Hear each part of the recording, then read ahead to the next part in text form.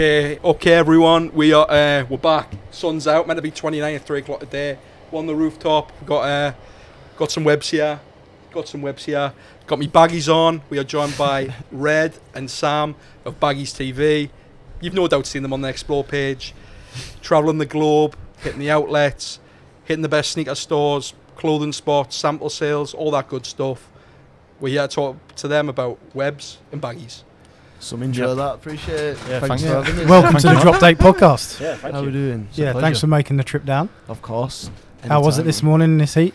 You know what, the train wasn't bad, to be fair. It was Yeah. airconned up, we managed to get a couple of seats. And to be fair, in the north, it's right now it didn't feel very hot, to be honest with you. Nah. It's quite cloudy, so I was like, oh, am I going to wear a hoodie or not? And I'm glad I didn't, because Jesus.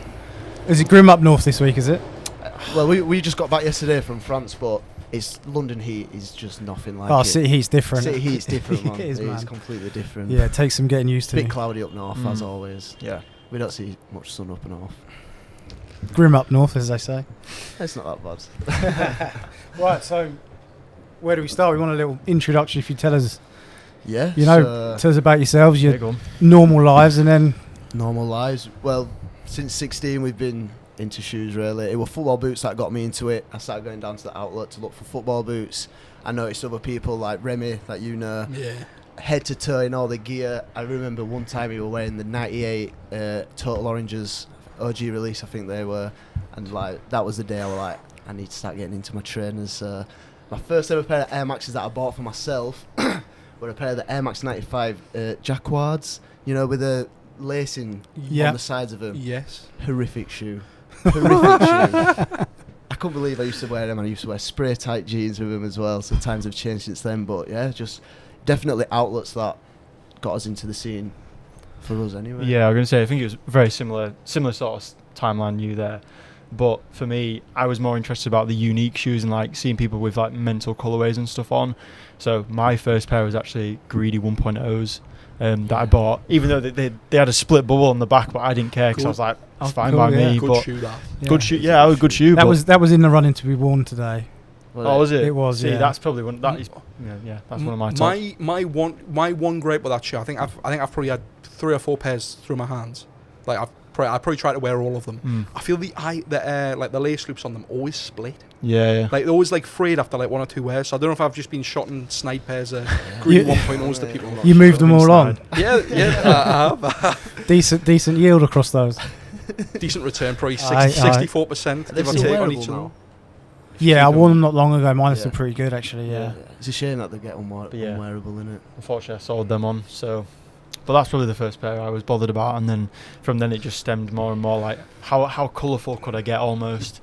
Don't know why. That was just. Yeah, I think we've all been there. Yeah, we've all been there. I'm massive colour driven. Yeah, massively. I like complete like I'm taking off grid a little bit. Yeah, I remember I wore Supreme Acid Green box logo hoodie, the fluorescent green one, pair of like navy like fucking beach pants or something, and Stussy did a Supreme even did a tennis classic in the fluorescent green. Oh yeah, they did. Yeah, they did. Yeah, which matched the hoodie. I wore that one day and I'm like cutting about Newcastle, and I'm like, I look back now and I cringe. Like, I look back and I'm like, why the fuck didn't I look? That's heavy. We don't want to look back into I wish I knew that, Reece.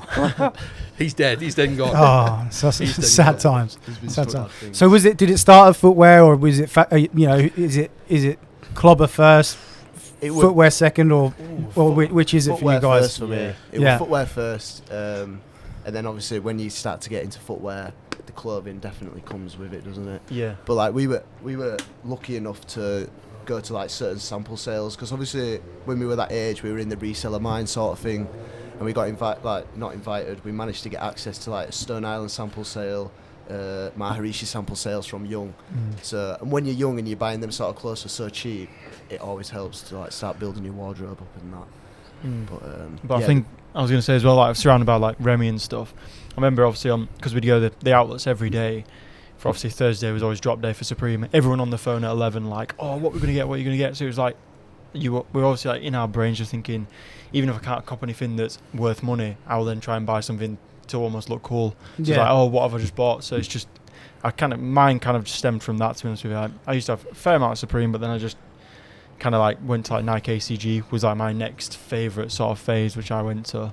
But And when you're getting it in an outlet for cheap, cheap. you Yeah. can't say no, can you? But yeah, and then Yeah, it's clothing.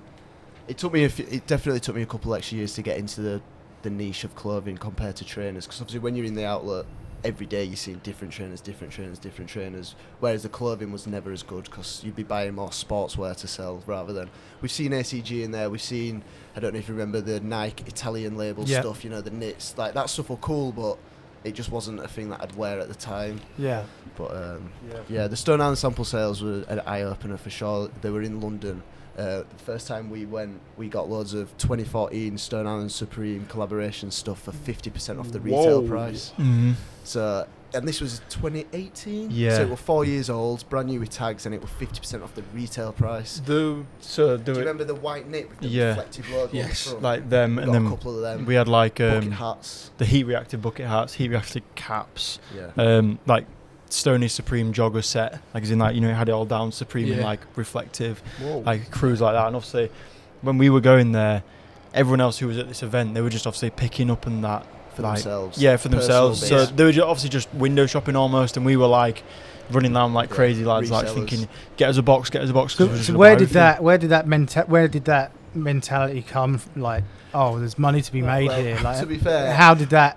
When did that seed drop? Sort of thing? every school's got that guy that sells sweets and Oh, chocolate. in that it. was me. Yeah. That was That me. was mate. me. Oh, okay. I've The got Top a Shop picture King. when I was like in year 7. I've got a picture. I've got like 30 cans of Coke behind me or whatever. It's quite a funny picture, but just ever since young, really, I've just been wanting to sell. And The so- Gram needs this picture, by the way. Is it on there? Yeah, I'll send it through to you. Yeah, that'd be yeah. nice. That'd be good. I'll Yeah. send it. It's pretty embarrassing, but hustling from young. Yeah, see, I was obviously more of a late bloomer in the hustle, but Yeah. still 16, I was like starting to see money from coming from shoes on eBay, and you're like, hang on, it's, you know, you sell 3, 4, 5 pairs in a day, you're like, that's a lot of money that's coming through. So Especially then when how? you're 16. Yeah. So Like, Yeah. I almost just sacked off college. I used to Skive lessons just so I could go to the Yeah. outlet, because lessons would start at the same time the fucking outlet opened. yeah, we'd even sack it off. You're better off going to the Yeah. outlet. Yeah. But like, we used to just see loads of crazy stuff. And I think as well it helped because we were, say there's a group of like outlet sellers there. Obviously, you essentially turn up and you're like looked at in a very weird way. Like, these guys are not going to start doing what we do.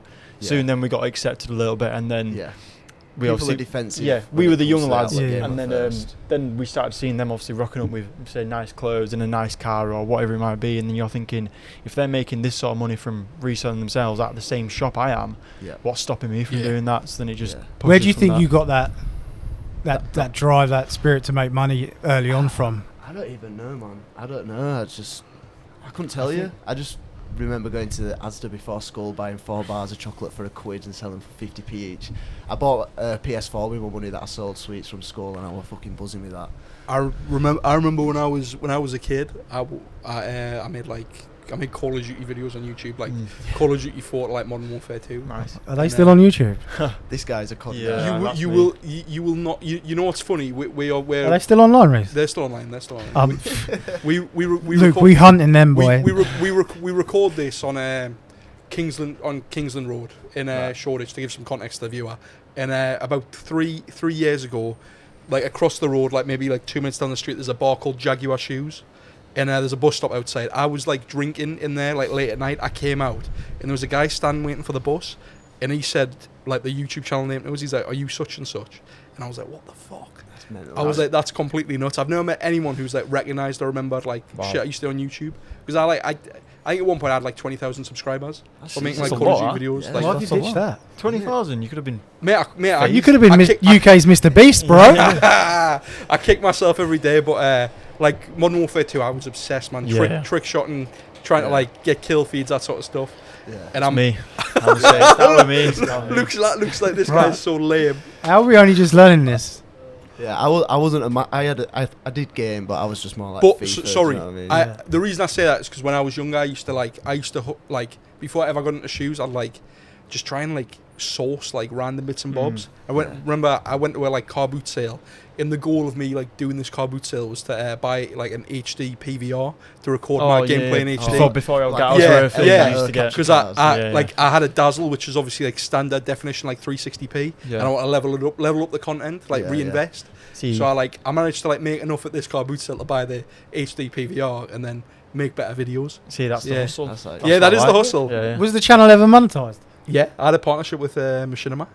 Really? Yeah. Machinima back in the day Yeah. until they went rogue. Yeah, they went rogue. They did. Yeah, they did. What money you were making on YouTube back in the day, Reese? I don't think I made that much money. I think I made like 2,000, And Yeah. how old were you then? Fucking hell. like 16, 17. This is crazy. That's decent, quite good. That's decent.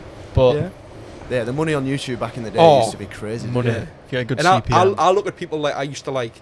By no means did I like know these people, but I've like gamed with them before Yeah. and whatnot. And they're like, I don't know. Some of them are like in the sidemen. Some of them are like Yeah. phase, like big Yeah. fucking. Wow. Yep. Yeah, I That's don't what know. happens, innit? Could have been phase crumbs. Yeah, I might try and make it happen.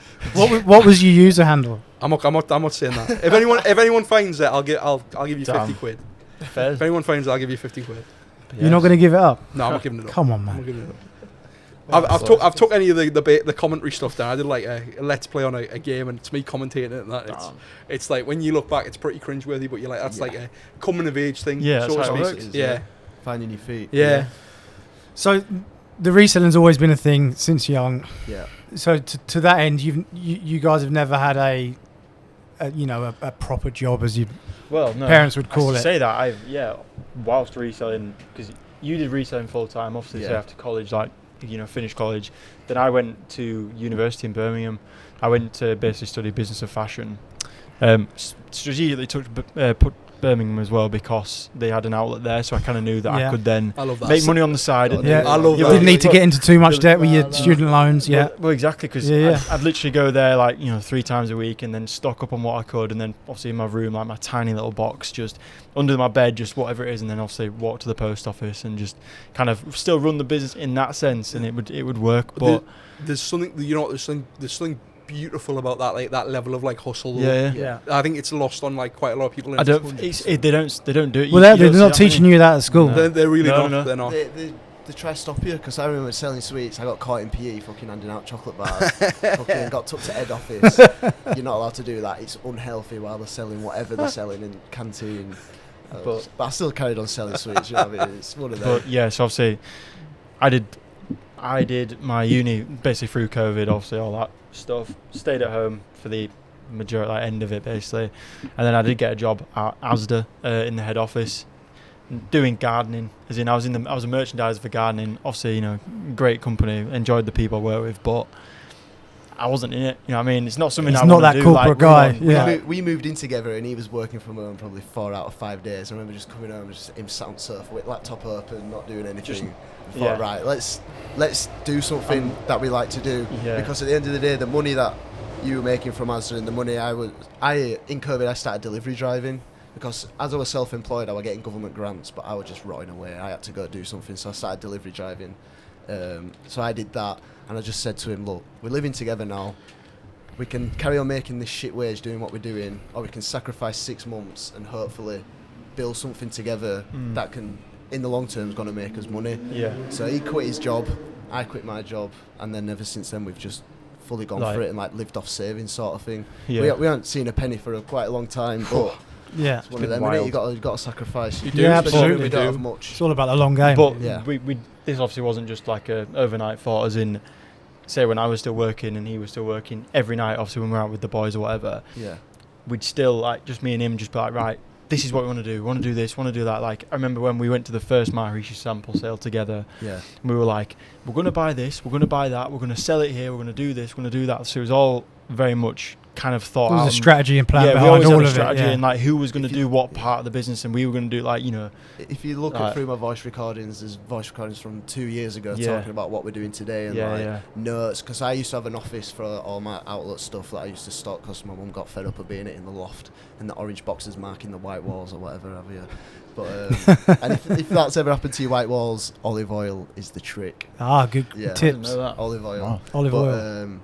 yeah, it's just been sat in the office just talking a load of rubbish. But even now, because we live together, it's the only thing we talk about. Yeah, I Yeah. imagine. Yeah. It's And the You only live and thing. breathe it. Yeah, Yeah. and to be fair, But because that's the best way. I think the good thing is about our personalities that we're both like impulsive, but we're also strategically impulsive. Yeah. If that makes I'd sense. definitely Yeah. say I'm more impulsive. He's more impulsive. I'm the Fucking guy hell. that's like, let's just Hold have on a a think. minute. Hold your horses a Hang bit. on, Yeah, think. pump the Yeah, brakes. you need that. Yeah, But I'm yeah. still not like, oh, we should not do that. Yeah. We're both like, right, if we're going to do it, let's do it. Yeah. So it does work very well as a partnership, and like I know his strengths, he knows my strengths, and I know his weaknesses, and vice And versa. I think it's better when there's two of you as well. Yeah, You're not Like- constantly carrying all the weight on one set Yeah, of shoulders. definitely. especially if you see like obviously the business. If you look at the Instagram, he's majority of he does the voiceovers, he does the videos majority, because I'm not that arsed, to be honest with you. As in, like, I'm more than happy to sit behind the computer, do the boring stuff, as you would say, but I'm willing to do that because that's how the business will grow. Yes. So Yeah. you But know what I mean? when the two of you means you're going to show up for each other, right? yeah, Yeah, that's yeah. true. Even like you say, that's how it works. So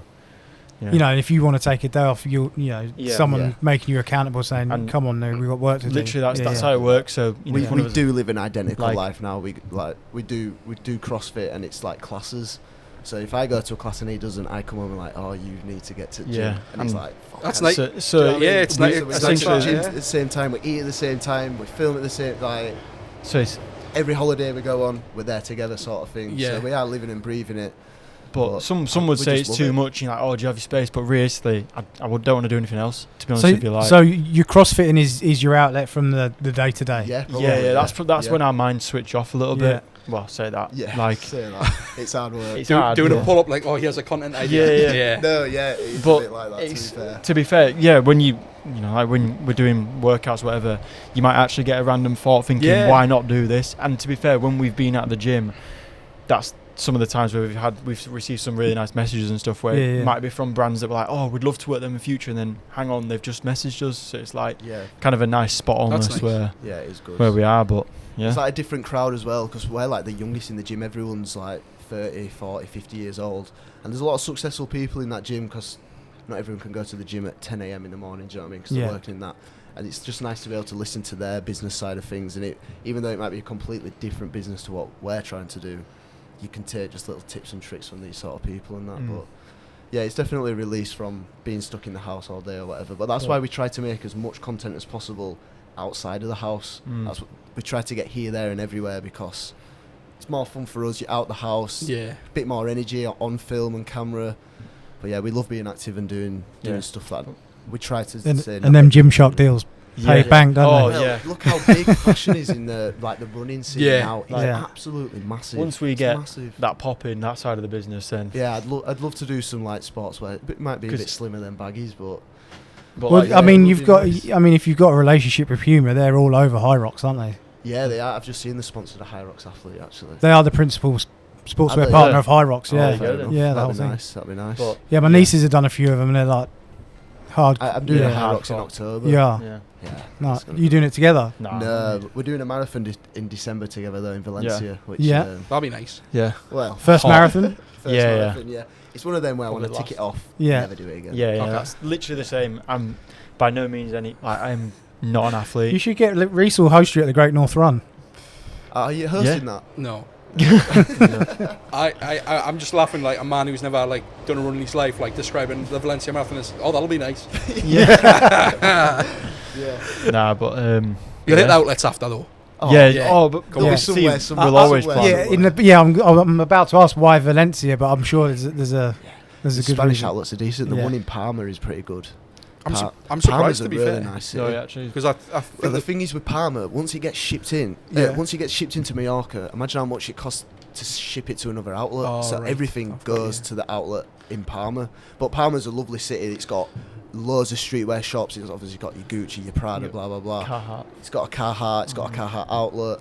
It's a nice place. Okay. I definitely recommend Palma Fair. for a little holiday / streetwear shopping spree. That's the thing though, is in like wherever we go destination wise, there's always trying to like, how can we make a video? How can we do Yeah. that? 'Cause- How many territories would you say you've hit outlets in to date? Oh man. Oh, We it's when hard we on went that. to Japan, we rented a car and drove 4 hours to hit a Gotemba Premium outlet, which is the biggest outlet I've ever seen. that's Probably dedication. There's Yeah. like 200-300 Right shops under in this Mount outlet. Fuji. So we drove 2 hours to there, then we drove another 2 hours to our Montbell outlet. Yeah, that looked sick. It Yeah, was cool. that looked It was sick. cool. unreal. And But- then obviously a 4-hour drive back, but there's no speed cameras or speed limit really in What Japan. was the car? Was it? It was a Subaru. A Subaru Subaru with a ST. little, yeah, Very good. it were rapid to be Nice. fair. Nice. It was cheap to rent as well. Yeah. I'd definitely recommend it because it's a nice day out. You get to see Mount Fuji. Yeah. Yeah, it's nice. But it's the point where not many people are willing to do that. No, As in willing yeah. to go, we'll get up at whatever 8 o'clock, do this, and then go to another place and then drive all the way. Like people don't want to do set off that. at like 7 a.m. and got back to the hotel at like 11. People aren't PM willing sort to of do thing. the, No, the hassle of yeah. this, but for us, it's We just well, love it. We yeah. love the game. Well, you only Rush. got the hotel to sleep in, right? It's like Exactly. What's the point? What's the So- point? Yeah. Yeah, we But- just love it. The rush that you used to get when you ran into an outlet and you'd see 5 pairs of TNs on the shelves for Oh, 50 quid a 100%. pair. It's the Yeah. best. Yeah. I mean, I think we've all got, outlet stories that we hold on Yeah, to. man. Yeah. I mean, me and a group of friends, like back in the day, we always used to do. We used to go and do Freeport, Braintree, and then we'd go down to Clacton, yeah. and we'd do that run, and we picked up good stuff all the time. And Yeah. the Clacton outlet was the JD outlet. So Oh, you got, yeah, all, so you Yeah, got, there was one in Brumwood. so you got all like the. Oh, that was Foot Locker. That You got all the Yeah, that like was- size overruns and stuff like that. Like I remember picking up Dave White 90s and ones for like 14 quid. We had like 3 or 4 pairs and What's your made best steal from an outlet, would you say? yeah, probably that. Probably that. Yeah, Mm. because we made like 350, 400 quid That's a lot, isn't it? per shoe. For- Yeah, I've had some great. Yeah, Great yeah, steals. us too, man. Us too. We've had, But the shoe quality in just normal factory outlets just fell off so hard. yeah. Yep. We used to get a lot Unless of you were there on the B-grades. day stuff came in, you just never see anything good. Oh, It's no, the persistence of going. You have to go every day. So. Yeah. Or Yeah. even know someone. Yeah, and Shop. for me, so I'm in Cambridgeshire, so in between Cambridge and Peterborough, a place called just outside of Huntingdon called Ramsey. My nearest outlet is a good hour away. Damn. Yeah. That's a long. We to were go. lucky. Yeah. Ours was 20 minutes from Like our house. Hatfield Gallery is probably the closest, and that's Yeah. it's small. Yeah. It doesn't get a lot. It's the clearance stores that are key. Yeah, Well, Yeah. they used to be anyway. Yeah, back- They used to be. yeah. We used to do when I was in Newcastle a bit. There used to be one at Royal Keys. Royal Keys, and then it moved to Durham, didn't it? Yeah, I think I used to hit But they also had one at they had a good one at Seaham. Durham? On At Seaham. Okay, Durham, Seaham. Yeah, I'm down not the familiar- road, down the A19 I'm Seaham. not familiar with that one. It's an outlet village. Okay, Yeah, that was good. Yeah. But yeah, fair. footwear. Yeah, footwear. Again, like you say, if you're going every day, it is a struggle. Mm. Yeah. Like Yeah. the best. And they're thing- just not as cheap as they used to be. Oh, I mean, but I'm used to, when I think outlets, I think of the first time I ever saw an outlet Yeah. Mm. in Florida as a 12-year-old Yep. getting trainers to bring home. That's an outlet to me, and like everything was dirt cheap. But even over time, even in America, you notice they would just get the gap between retail and outlet just got Yeah, closer and closer. Well, shoes, when we first started, I think Air Maxes were 55 and you'd get student discounts, so they were £49.50. Oh. And then they jumped up to 70 quid for Air Maxes and everyone was like, what, this is so expensive. Outrage. But even at 63 quid after student discount, it were nice. Especially, like, we've picked up Jordan 1 Nigel Sylvester's acronym Air Forces, PlayStation Air Force. PlayStation. React Element Element Ri- 87s when Mhm. when they were like the Do you remember thing. Yeah, them? when were they- popping. the sales and that. colourway. Yeah. We've had a On the Patter Air covers. Max Span Friend and Families. I got a The- boy better. They did a five-a-side charity event with Sidemen. I've seen the reel with it on. yeah, and they did the boy better team had a certain amount of jerseys or whatever. I managed to get a sample of one for 12 quid from the outlet. And I'm a Mad. massive skeptic. Like, Yeah. Skeptics, I love Skeptics. He's one of my We've favourite got them on. artists. You got the scopes on. Yeah, that's it, man. That's it. But yeah, picking that up, that was The good Yeah. that was a nice one. Yeah. That was a Yeah, nice all one. sorts. Like these are the ones I can think of, but we've had Yeah. over the years. Like you said. Golf shoes. Golf shoes. Well, are I'm my a favourites. golfer. Yeah. Oh, we used to Yeah, get I Jordan, never see anything. Jordan 11 Yeah. golf shoes. Have you seen the money in those early golf releases? Yeah. I've got the first round Jordan 1 highs Yeah. golf shoes with the Probably. free sole. Like grand out there now. 4 figures are crazy. Yeah. Have you still got them? Golf shoes Yeah, and but I that. wear they're literally Wear them. my favourite pair to play Get in. them Yeah. flipped, man. And they were used to be £10.50 golf shoes. And when you Yeah. used to get Jordan 1s selling them for 300, 400, 500 quid, Yeah. it was I got mental. I got a pair of Jordan 3 white cements. Yeah, I've got I got them those. for 10 quid and I That's- sold them to America for 450. Come on. Like that, and But it's just the like, other thing and that's that- just one pair That's from a like a hustle. 30-day haul, 30 pair haul. Yeah, because obviously you might get one pair of Jordans, but you pick up, like Vapor golf shoes for Yeah. £10.50. Yeah. You're getting 50, 60 quid on eBay like that. So I've got a guy on Facebook that's Yeah. up your way, and he obviously goes to the clearance outlet for the Nike stuff, Yeah. and and he's like the only guy that's getting Nike stuff from Yeah. outlet online. The Adidas outlet. I used to never be see decent any as well. in any of the ones I go to. That- Never. They're quite rare these days. If you Yeah. find golf, you're like, oh, Yeah. that's pretty rare. when Usually Adidas return. used to get sample deliveries that were nice. I once got a Spezial jacket that one of the Gallaghers wore for a concert. Cost me 13 quid. It was like White Mountain Engineering, I think. Yeah. Something like that. 13 quid, sold 350 same day. Just crazy stuff. But we've seen Alexander McQueen collabs. There's been Yeezys in these samples. Yeah. And the You know- samples, it can only be so much. You know, Human Racers. You Yes. Know, like, Yeah. when they were like the biggest thing. The NMD one. Yeah. Yeah. The Friends and Family, the purple Yes. one and the pink ones, they came through. What the fuck? But they were like Staff took 7-8 bags at the time. Christ. So you're like, how is that even possible? But I tell you what, one Christmas Eve, that Nike outlet got Sean. 3 pairs of Sean Witherspoons and probably 20 pairs of Atmos Air Max 95s, you know, the pony hair and that, What and the the fuck? ones Yeah. on Christmas Eve. I managed to get a pair of the 95s, but obviously the Sean's. Sean's were 49 quid. And an even bigger story. Do you remember the Off-White Jordan 1 EU exclusives? Yeah. The white Yeah, ones? the white one. That Nike outlet got 30 pairs of GS pairs. Because we were all stood outside the shop and all the staff were turning up who weren't working that day, Part-timers. walking in and coming out with bags. Yeah. And they were 30 quid, but obviously Nike get 44% off, don't they? So they were buying 30 pairs of GS Jordan 1s That's for like nuts. 20 quid or whatever. Mm. But if you check StockX, they were like 1,500 quid, 1,500 quid, 1,500 quid. Check the next day, 500, 600, 500. So obviously Yeah, Across yeah. the market. flipping them. Yeah. But just to see that sort of stuff come through now. But that was the beauty of Hash, which they don't get anymore because of Brexit. Yeah. So it kind of did ruin the game, and I fell out of love with it because when you go in every day and getting nothing, it's just What's the point? waste. It's almost gambling at I that think- point then. And then again, you got the layer of staff to go through as well. Yeah. Yeah. Yeah. we're I just And up the staff against it. started to get more they clued clocked up on as these well. days Yeah. before they were not. The staff would copy the bulk buyers. They'd see all us grabbing Yeah. stuff, and then they'd not let it Put go them in out. their staff I pile. feel the sweet spot of the outlets is identifying one where people don't have a clue, firstly. Yeah. Yep. Where people aren't really going to go in, and then hitting the nail on the head with the staff, and the staff are like kind of just there as a job. Yeah. So New Balance Dalton Park, I had like a 2-year run of hitting that daily. Nice. Dalton Park, that's the CM one. Yeah, okay, Dalton, Yeah, yeah. okay, fair enough. Yeah, I know Yeah. the Nike there closed, Yeah. but I had a 2-year run of going there, and this was when New Balance was bubbling. Mm. Yeah. It was like when it was like people had an interest in like made in UK, so like 991s, Yeah. in made in USA, so like 990 V4s, Mhm. and they had black pairs of V4s which are like 220 quid retail now, Yeah. and I was I think they were like 53 quid, Nice. and after like a week or two ago, and I just got chatting to the staff, and I managed to get 30% off, Damn. like staff discount on top. Well, doesn't the manager of New Balance have the power to be able to order stock in from Yes. the warehouse? Yeah. I can get Yeah, rid because of we recently went to a New Balance outlet and we saw the basement 2002 Yeah, I remember hours. yeah. You know, they were only size 5.5 or whatever. There's not much money to be made on them. But yeah, we started talking to the manager. He was like, "Yeah, I can order pretty much any pairing I want," Yeah.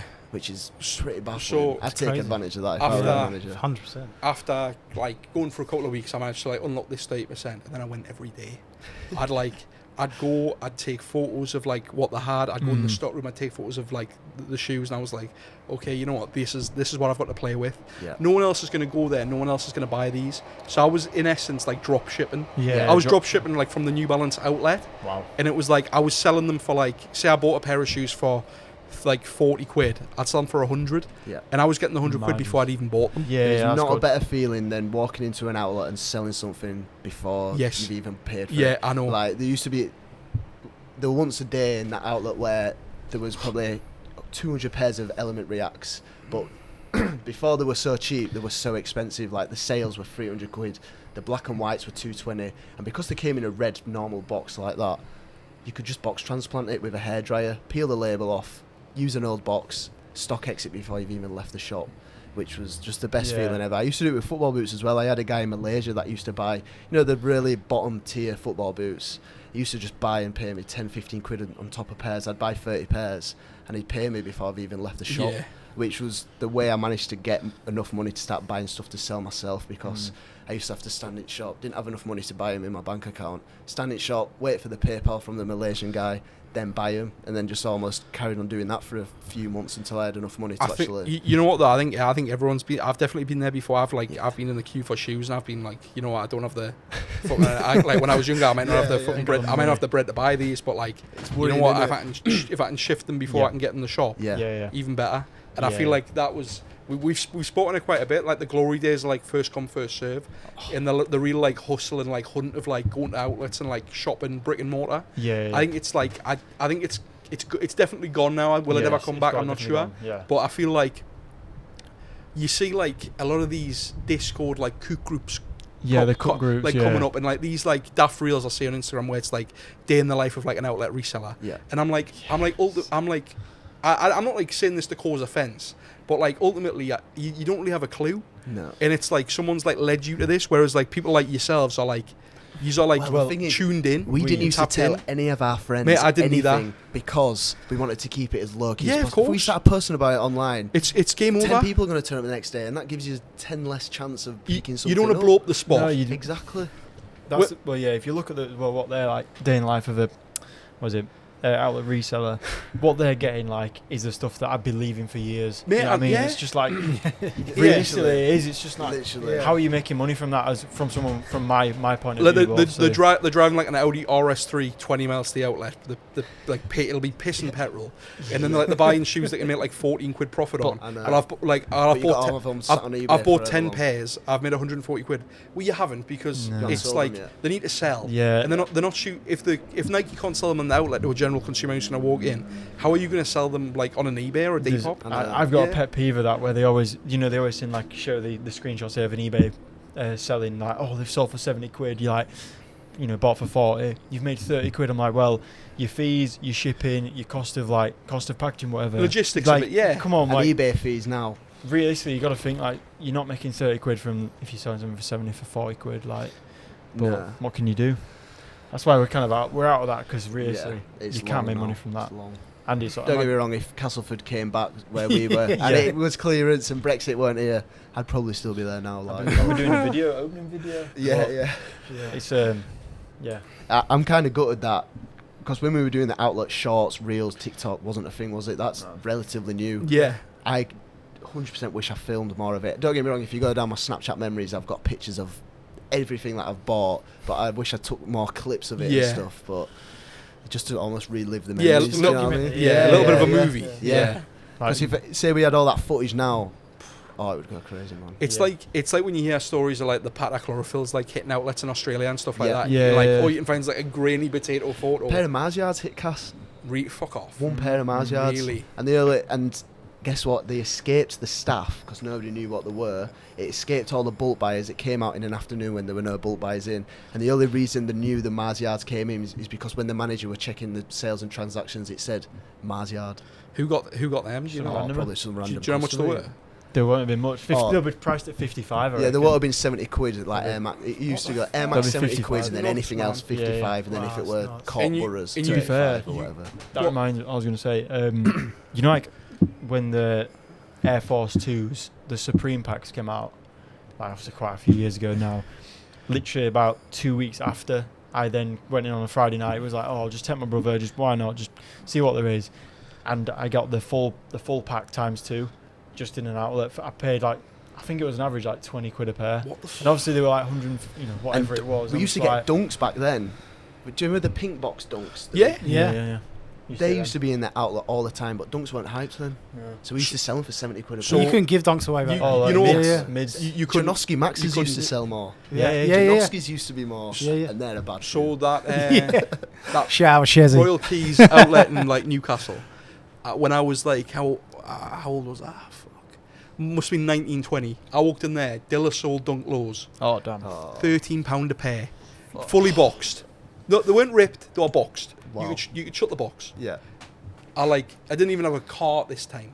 Didn't even have a car. So I think I got like 15, 20 pairs in bags. Yeah. So I walked from Royal Keys to like Percy Main Metro. And I got on the Metro and like people are looking at us like, why has this kid got so many fucking shoes? You're bringing memories back because when we used to get a bus to the outlet, so we'd buy 10 pairs of football boots each. We used to have to go back to That's college. a hustle, man. Yeah, we used to Yeah. get a 35p bus, get on the bus with 10 bags, and go into college, and everyone's coming up to like, Yeah. what you got? And Yeah, we're yeah. like, fuck, if everyone Oh. finds out about this, Yeah, we're 'cause- done here. 'cause you're So we thinking- used to go into yeah. a graphics design class who was a sound teacher, be like, mate, can I just hide Yeah. these behind your desk? Man. I'm like, yeah, come get them at the end of the day. I'm a photography teacher. Yeah. She used to sort me out because, like you say, when there's a lot of lads turning heads, like why, obviously everyone knows there's a Nike outlet 2 minutes down the road. Like, Yeah. it's not that hard to go there if you want to.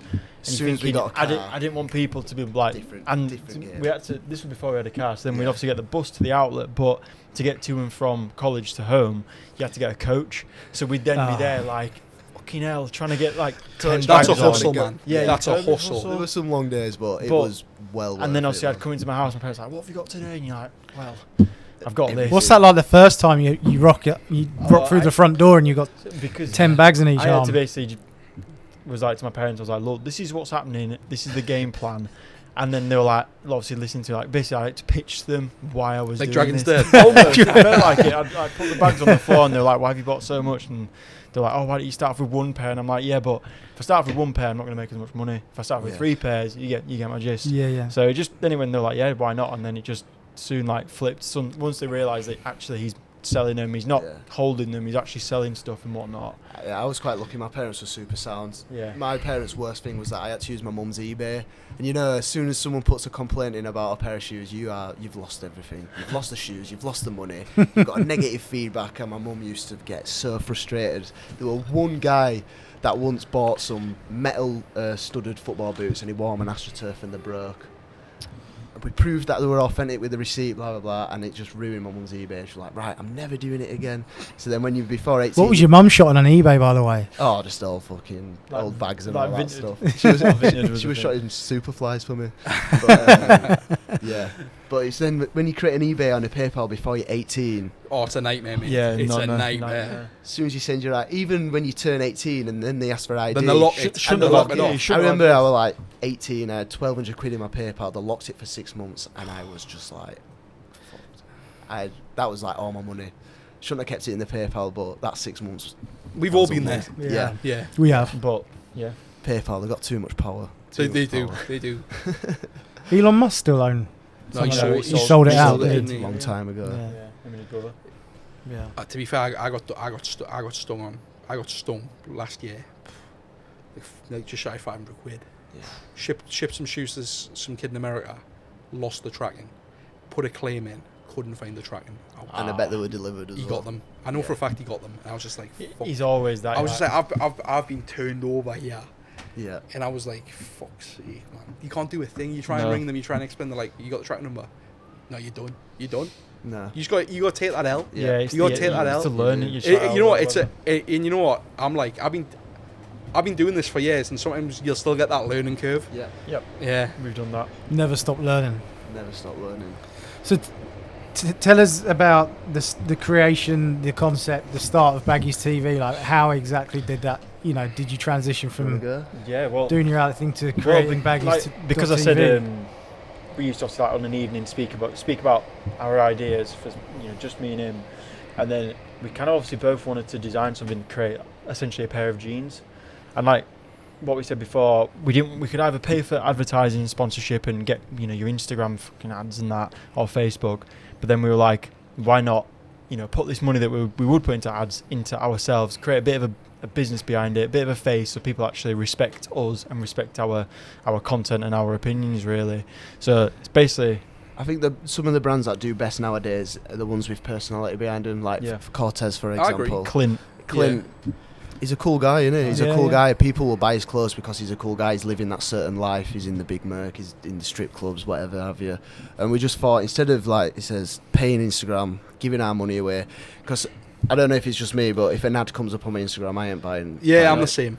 And I think obviously there is a market for people buying stuff through ads, but when it comes to clothing and stuff like that, I don't think it's exactly the same. But yeah, we, like I say, we've been hitting outlets, sample sales, all this stuff since we could have, and we thought, why don't we actually film it? Because I've seen people, I started to see more TikTok people getting dressed in the bedroom, blah blah blah, Yeah. and I thought, I have quite a lot of clothes.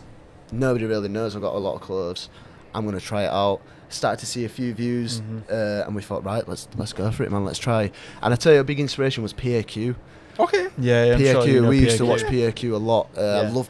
love the way they direct it. I love how they film it. I thought it was extremely professional. Obviously, we're nowhere near that level yet, but I hope one day that we can film something that sort of like documentary sort of and base. I think that kind of just saying that we're influenced by PAQ. A lot of people who actually do follow us and stuff will remember that. So it's our good, age range where people who are following us will actually enjoy the same sort of content instead of like like I said, these get ready with me's or whatever, different age group. You know, we're not trying to go down that. We're trying to do Obviously, more. I still do them, and I think Yeah, they're yeah. good. They're good. They get views, they get likes. You can show what you've been buying recently and stuff. But I hope in the long term that we don't have to do as many of them for sure. Yeah, and like, because obviously we have been shopping together for many years. We both kind of bat off each other when we're shopping. Yeah. So on camera, it kind of works for good content where, you know, he's saying something's crap or whatever, and then I'm agreeing or disagreeing, and then like kind of Yeah. pushing it Yeah, like yeah. that. And there's always funny comments and jokes, and it actually does, like, it's almost like you're shopping with your best mates. So you can kind of almost relate. And a lot of people nowadays say they're going to Copenhagen and they're into clothing. They'll type in on TikTok streetwear shopping in Copenhagen. I know there's some amazing content creators out there that create good videos, but it's always like they hold the clothing up and then they show it on the phone. I kind of prefer being filmed and holding it up and talking about it with a face next to the item. Do you know? It's like it's more you're shopping with that person rather than just watching someone shop. It's like, do you know what I mean? Yeah, it's more like third person as opposed to like point of view first person. Yeah. And I feel that's definitely what like clicked with me when like on like the Baggys TV Insta. I'm like, it's a unique approach, and you've clearly got like really good like synergy, and you bounce off each other. It's because we've known each other for literally, so long. it's literally because we, like today for example, obviously coming down to London, we would do these trips like quite often where we would then just come down to London and just, you know, like I say, a certain sample sales, whatever, and we'd just be chatting shit with each other throughout the entire day, and we'd obviously camera or not, that's your chemistry, that's your camaraderie anyway. Whether you're filming it or not doesn't make no difference. They're the conversation, and that's the interaction you'd be having anyway. So it kind of works like that. We just try to be as authentic as we can. To be honest, we just want to do stuff that we enjoy doing. We don't want to force anything too much. Yeah, obviously we might force a trip, like going to Germany for the Carhartt outlet, which definitely was the start of Baggys TV growing. We went for the first time in October last year, and I remember we did a video and I opened it up by saying we've travelled a long way for this, and obviously it's a bit clickbaity, but we did travel quite a long way for the Carhartt outlet. But just the steals and like showing the steals, showing the Carhartt off, it's a popular brand. Then we went again on Black Friday, which was just ridiculously cheap. Just so cheap. Because the Birmingham outlet at Carhartt used to be really good. It used to be at Resort World. That it one. was a good one. That It was a moved good to, one. I can't remember. We went on Black Friday, and could have been 2017 or 2018. I remember picking up like decent jeans for, and the just the regular cargos at like 100 quid now. They were like 20 quid. 50%, and then you'd have like a sale ticket as well off that. So it's just, but they stopped doing that, and then obviously went to Germany, and then like there was stuff there. Then when we had the plan where, for the Black Friday, we were like, it's going to be, it's fairly cheap, obviously, compared to retail. We'll take 2 massive suitcases ourselves. We'll then buy what we can, and then if we buy too much, we'll ship it back, basically to give back to the people of Baggys TV. So we then almost did like a little website drop of like 50 items, I think it was. Yeah. And we sold them for literally what we paid plus postage. We made no money, but it was more because we want to give back to the people who can't get there, and we were like, a bit of a. We're going for the content, not to make money. It's good if people are getting good deals, and then they're like, I fuck with these guys a lot more. And literally we sold out everything within like 10 minutes, and we were like, shit, that was the first time I've ever seen that. Well, that's how we it breeds loyalty, doesn't it? Yeah, exactly, a bit of loyalty, and obviously they like that. So and it's kind of just gone from there. Like you say, we've gone to various different countries, whatever trips, and then it's just. We just always try and keep it the same way we do. As soon as we land, the first Google search is outlet near me. Sort of thing. Literally. Well, it's usually very much pre-planned, isn't it? But, it is very pre-planned. To be fair, we like the journey, man. Like we went to Amsterdam about a month ago, a few weeks ago, and there's a clearance store in Utrecht, which is about an hour on the train, and then there's an outlet centre a further hour after Utrecht, and that Utrecht that's quite known for being a gold mine. And to be fair, when we went, Hilversum's there, isn't it? Hilversum, yeah. We went to there as well. You went to the campus store, yeah. It's cool, isn't it? Yeah, especially when there's like Jordan 4 sitting there for 44% off. You could have cleaned up. You could have cleaned up, but obviously you need to be a staff member, and they have a cap on how much they can actually buy or something. But that Utrecht store. As soon as we turned up, we were like the first ones there because of the train times. We had to be half an hour early. That's the one that Tommy always films at. We've got a guy in. He's in Utrecht at Sneaker Jaggers, and he does an outlet trip, and it's that one. They were like 30. I think I commented on his last video. This must be AI because there's no way this stuff is sitting in outlets. Have you ever seen a page called? Is it Stay Puffed? Yeah, Staple. Yeah. 96. Yeah. I'm saying that correctly. He uploads people's steals from outlets, but Yeah. never puts the location or anything like Right. that. But we all used to follow him when we stood in outlet. We're like, no way that outlet's got this, and do you know what I mean? But yeah, after U-Trip, we went to another hour train down to another outlet, and it's just for content, really. Yeah. Yeah. We enjoy it though, because I might buy something for Yeah. myself. You might get something for yourself. The thing which I kind of like the most is, say we're in Amsterdam, and you go into these other, shops in the city, and they might even recognise you, and then you're like, you obviously have a good relationship with them, and you start chatting, and like, it might be even chatting about. It's a friendly scene in the street. I bet they're like, if you need my discount, I'm here for you. Yeah. Like, they're like, oh, we've got an event maybe in the summer. If you want to come by, we'll just let you on. And it's really nice because you get to then realise that there's a lot of people in it, for the money, but there's a lot of people who are also in it because of the culture, which obviously I like. So it's good to build relationships. To be honest with you, but we're willing to basically travel wherever. Yeah. So as we stand today, Baggys TV is how old? Officially? About a year. I think it's just under a year, maybe. Just under a year. You quit your job about a year ago, didn't you? Yeah. We did a few videos here and there before, but what was that? What were them first videos where you've turned to each other and said, "Just film me doing this"? Like, let's mess about. Oh, the bedroom. the Air Max 95 one the like throwback one you shared where you're running. Yeah. That was a fucking good video. What, through the woods? Yeah. Yeah, that was one of the ones earlier. I'm like Baggys TV super fan. Yeah. Absolute super fan status. Yeah. When we released that, the page was called Real Men Wear Baggies. Okay. RMWB. But then we thought it's not very marketable. It's not very like marketable. Like a German could get cartoon cancelled. house, to be fair. We're in that sort of thing. And to be fair, Baggys TV just rolls off the tongue a lot better than. But yeah, that. I love making videos like they're my favourite videos. We can tell. Literally like a local. We were in the woods filming that, laughing our heads off. Do you know what I mean? Just like, this is going to be the weirdest video ever. And I remember when we first uploaded, we got like 90 likes, and we were like, 90 likes. That we is are massive. buzzing with that. That is massive. I think you got like 7,000 views, and I was like, this is ridiculous. Like, people are seeing this stuff, and the next minute, like, obviously this was quite a way back now, but. Like, that is the sort of style, like, I said, not skits, but it is kind that of sort of, kind of just random. We just enjoy filming that sort of thing. Yeah. But it's hard to come up with ideas like that on the daily sort of, but even like the one where you re-uploaded it, which was the park one where it's like kicking a football. Yeah. Like, obviously I'm playing like an idiot with a football, then he's like, I don't want to kick it, and it's funny because it's also quite relatable if you. 100%. Yeah. So there are definitely our favourite videos to film. To be fair, I think the earliest ones. Even before the Air Max ones, were you in your old bedroom? Yeah, in my old bedroom, just like, because obviously I was still kind of in the outlet game then. I had some decent clothes and that, just music background, throwing on some clothes, whatever, and it started to get a few views. And in my office as well, there was a nice white sofa in one of the rooms, and like new releases shoes wise, we used to do videos with matching with a pair of Maharishis, and it'd just be shoes up against the sofa. Yeah, and we did they were just hitting like 1 million views, and we couldn't believe it on TikTok. We did a TM one, which was the first million, and it was like that still gets views now. Basically, more or less 1 million from French people, as in like there was basically just all French comments, and it was like not even that good of a video. To be honest if with you watch it now, you'll be like, wow, that's a bad video. But it got them reposted to like all these Kick headquarters, TM, tuned air and whatnot.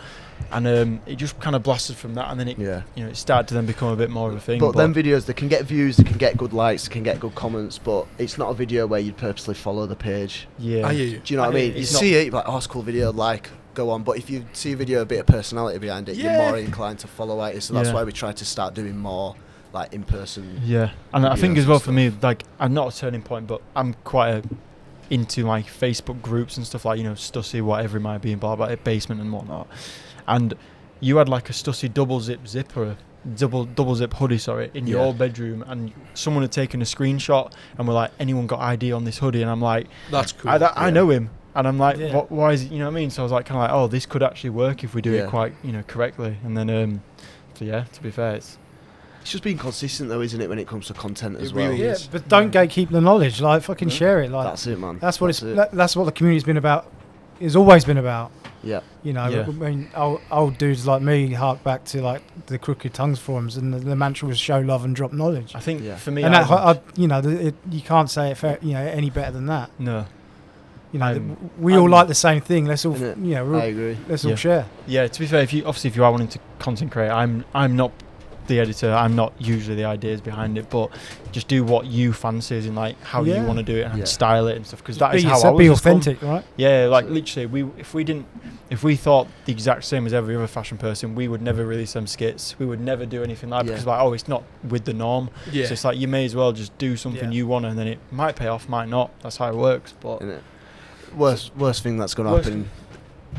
Everyone might make fun of you for a couple of weeks, but they're going to forget anyway. Yeah, really. Like, who cares? And like, oh yeah, to be fair, because when we, like, obviously when releasing videos and you start doing videos, you don't really think, you think like, oh, people in your area is going to be like, fucking hell, they're making videos and whatnot, and how good is it going to get? And then, obviously on Christmas Eve, it's quite a big thing around there. I'm sure it is everywhere, where we go for pub run and whatnot. Yeah. And then, I remember we had like, I think it was like the time. Yeah, you do the Jesmond pub crawl at Christmas Eve? Nah. Can't beat a pub crawl on Christmas Eve. Beehive for me, Beehive and Rafferty's. Nah, you're one of them posh Jesmond dudes these days. But basically, like, we had like 14,000 or something, obviously, like way above that I was expecting anyway. And they had like 4 or 5 people who I out of the blue don't even know, and they were coming like saying, Baggys TV is so sick. And I'm like, you're in my area and you're telling me this, so like, what does other people think? And it kind of just give you a bit of a buzz. That stuff lands though, doesn't it? Yeah. From people people you know in your community, it lands. Like, it's nice to be spotted like out and about. We've been spotted in some fucking mad places. Yeah, weird scenario. Like, you're just in the supermarket. Oh, that's it. I was walking to the shop the other day, just in a park. Saw this lad walking behind me. He started speeding up. I'm like, oh, what's going on here? Am I even gonna get mugged or who knows what's going on? He's like, yo, Baggys TV, and I'm like, yes mate. Yeah. He's like, oh, I've just made this tune, mate. Started playing me his music and that. Like, oh yeah, nice one, bro. Any good? Yeah, to be fair, he was really young. He was like 16, 17, and to be fair, it was decent. It was decent. Yeah, it's just mad getting like spotted here. To be fair, I like those interactions. I think like comments and likes are nice. But if someone's like, because you know what, I'm the same. If I've seen people I rate online, and I've like had a conversation with them. I'm like, it's nice to give people the flowers. Yeah. And to be fair, like.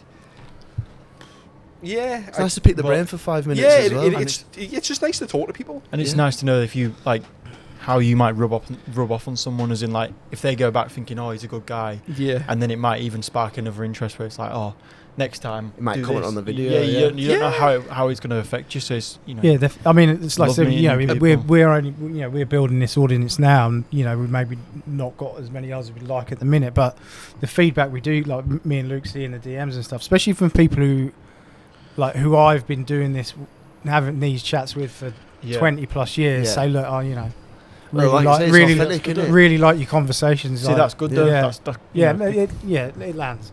Exactly. Good. That's nice. You never said that before. That's nice. Keeping the good feedback, are you? Yeah, me and Luke need those pats on the back. You get enough praise. So you're obviously in front of camera more than yourself. Is that by design, by accident, or by? It's just personality traits. Like I'm just game. I've read The Showman, son. To be fair, I'd say he's the guy he gets. You know, when we get spotted, is he the guy in the white boots playing up front? TV. He's the front man, but I really don't mind, to be honest with you, because the drummer's the important one, right? Yeah, I agree. The guy at the back. I wouldn't have done it.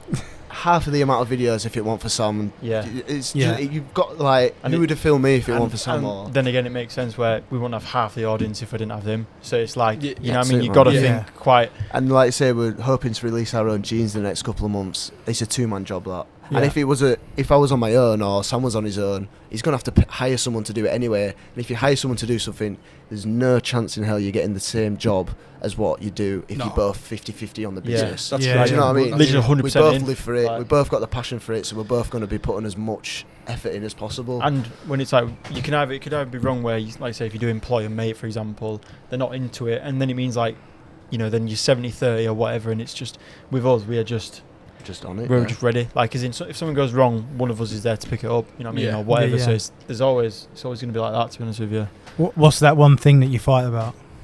What fight? What's that one thing that you can't get on the same page? Come on, guys. To be fair, we are quite transparent. If we ever are, I've never had a fight with him. No, never argued. No, we just know that. Say he comes to me like, oh, we should go here. I'm like, yeah, let's do it. Or vice versa. Or oh, we should do this as a video idea. He's like, yeah, why not? Not even choice of biscuits in the office. type of brew you drink. We cook ourselves and Yeah, everything. mad. that's probably where we're separate, because we know that we're like, we're doing that differently. But Yeah. we like videos and stuff. If one of us doesn't like that, and we never say, oh, that's shit. We go, what about this? And they're like, oh yeah, that's a good idea. So it's always we're always trying to pivot in that sense. To be fair, I couldn't tell you if we've never had an argument. No. Which is Not obviously yet. a good thing, because the traits we just like, it works quite well. Yeah. I think it also helps. Obviously, we've been doing it a year and we're doing all right. We've got a decent amount of followers in a year. Yeah. We've written down goals in July when we first started, and we've absolutely smashed them goals out the window. Yeah. To be fair, but obviously, if we weren't getting them goals or whatever, it might be a bit different. But I think because it's going quite well, it's like, what's there to moan about? What's there to argue about? Yeah, I mean, growing up, you've laid that foundation. Your friends first, right now. It'll always be the case. So That's it.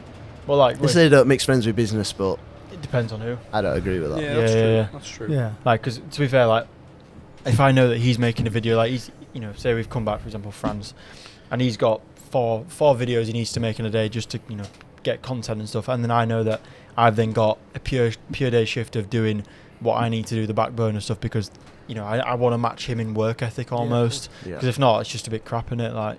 Yeah. So it's 50-50. Like you might see my face a little bit more, but there's a lot of stuff that has to be done behind the that's scenes the thing. as well. But and there will be more stuff to be done behind the scenes as it goes on as well. Which I don't mind doing any of that, to be honest with you. Yeah, because I'm not a computer guy. I can't. Nothing like that. I don't mind having my headphones on and just grinding away at it, because that's how it works. And that when you know that there is an end goal, like say releasing jeans, I'm not going to put that off and be like, oh, I'll just do that tomorrow, because then more stuff mounts up. Just get it done, and just like then you actually put in the foundations in place for that. But I think it's how we think as well. Mindset is just one of them for us as well. To be fair. You both Leeds fans? Don't watch football. Not football. Any sports? Yeah, I'm into football. I used to play a decent level, to be fair, but I just kind of fell out with it. My dad's a Scouser, so I'm a Liverpool fan, to be fair. Right. Yeah. The sport, at the moment in time, I say CrossFit. That's the only thing that I'm asked about. We do love that, to be fair. Obviously, with the Euros on, I obviously do watch England and stuff, but it's nation, isn't it? But yeah. Nice. So you mentioned your jeans. Map that out for us. So how's that going to fit into the Baggys TV world? Well, we've been working on them for a long time now. Yeah. The sampling process, if you've ever done anything like that, it's hard work. If you don't tell the factories exactly what you want, they're coming back with some Primark sort of standard jeans, you know what I mean? Like, you have to send samples, you have to send stuff that you kind of want to copy and match, blah, blah, blah.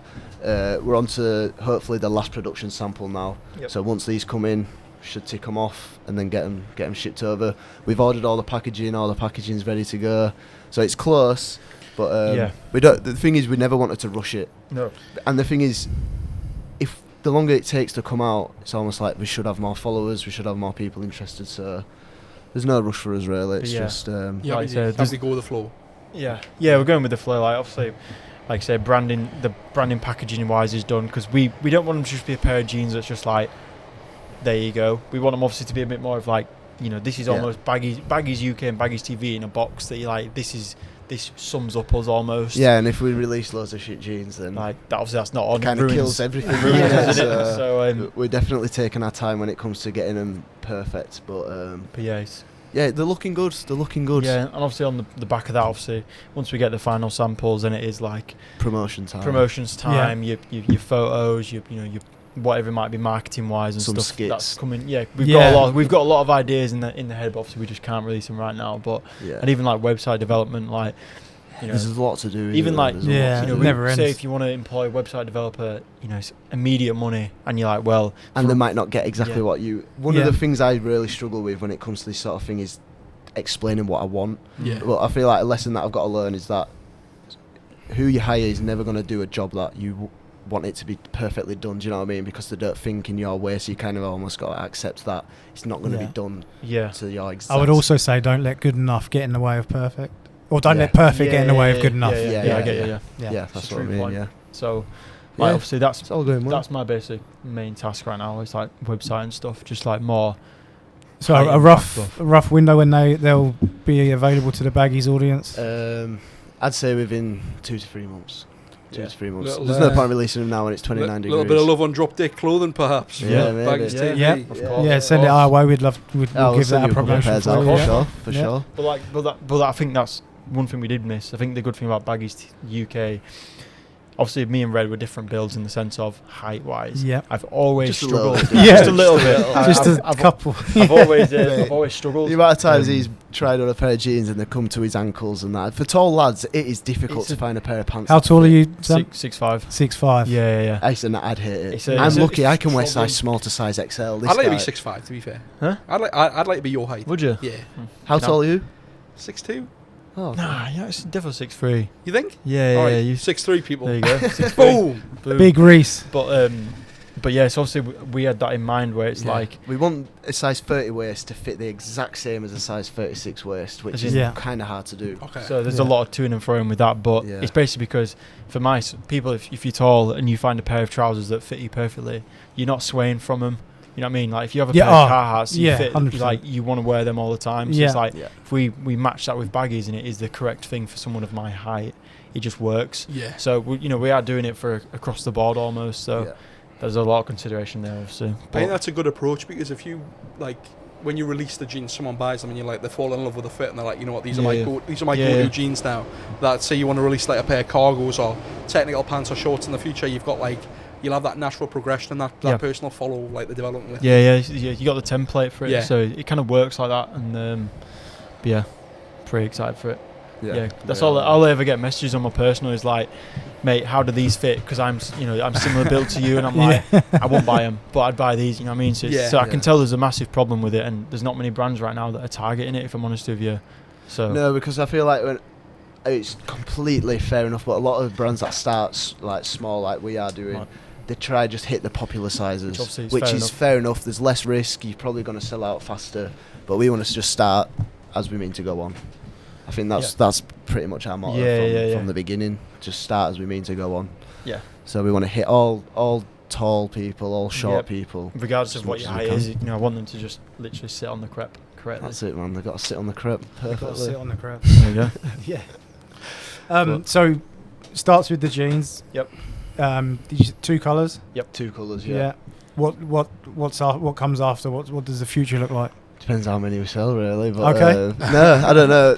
Obviously, I love technical wear. Mm. I love technical wear. Like, have you seen Mellow Colour? Yes. Yeah. I love that brand at the minute. I wear their pants. I've just had some shorts from them as well. Shorts are unreal. Really? Yeah, Yeah, class. Club shorts. They're just solid quality, good price. But yeah, technical wear. I'd love one day to do tracksuits and anything Tech wear. baggy related, tech wear. Yeah. But it just comes with time, comes with money. Yeah. Could you bring back the shell suit properly? I don't know if I can pull I it don't off. know. You know, maybe. See, this We'll is have where to this see. is where our clothing separates a little bit. Where I would probably be like, I want to do homeware and accessories and furnishing because that's what I like. I Yeah, love yeah. that sort of like Yeah. knickknacks and stuff. Yeah.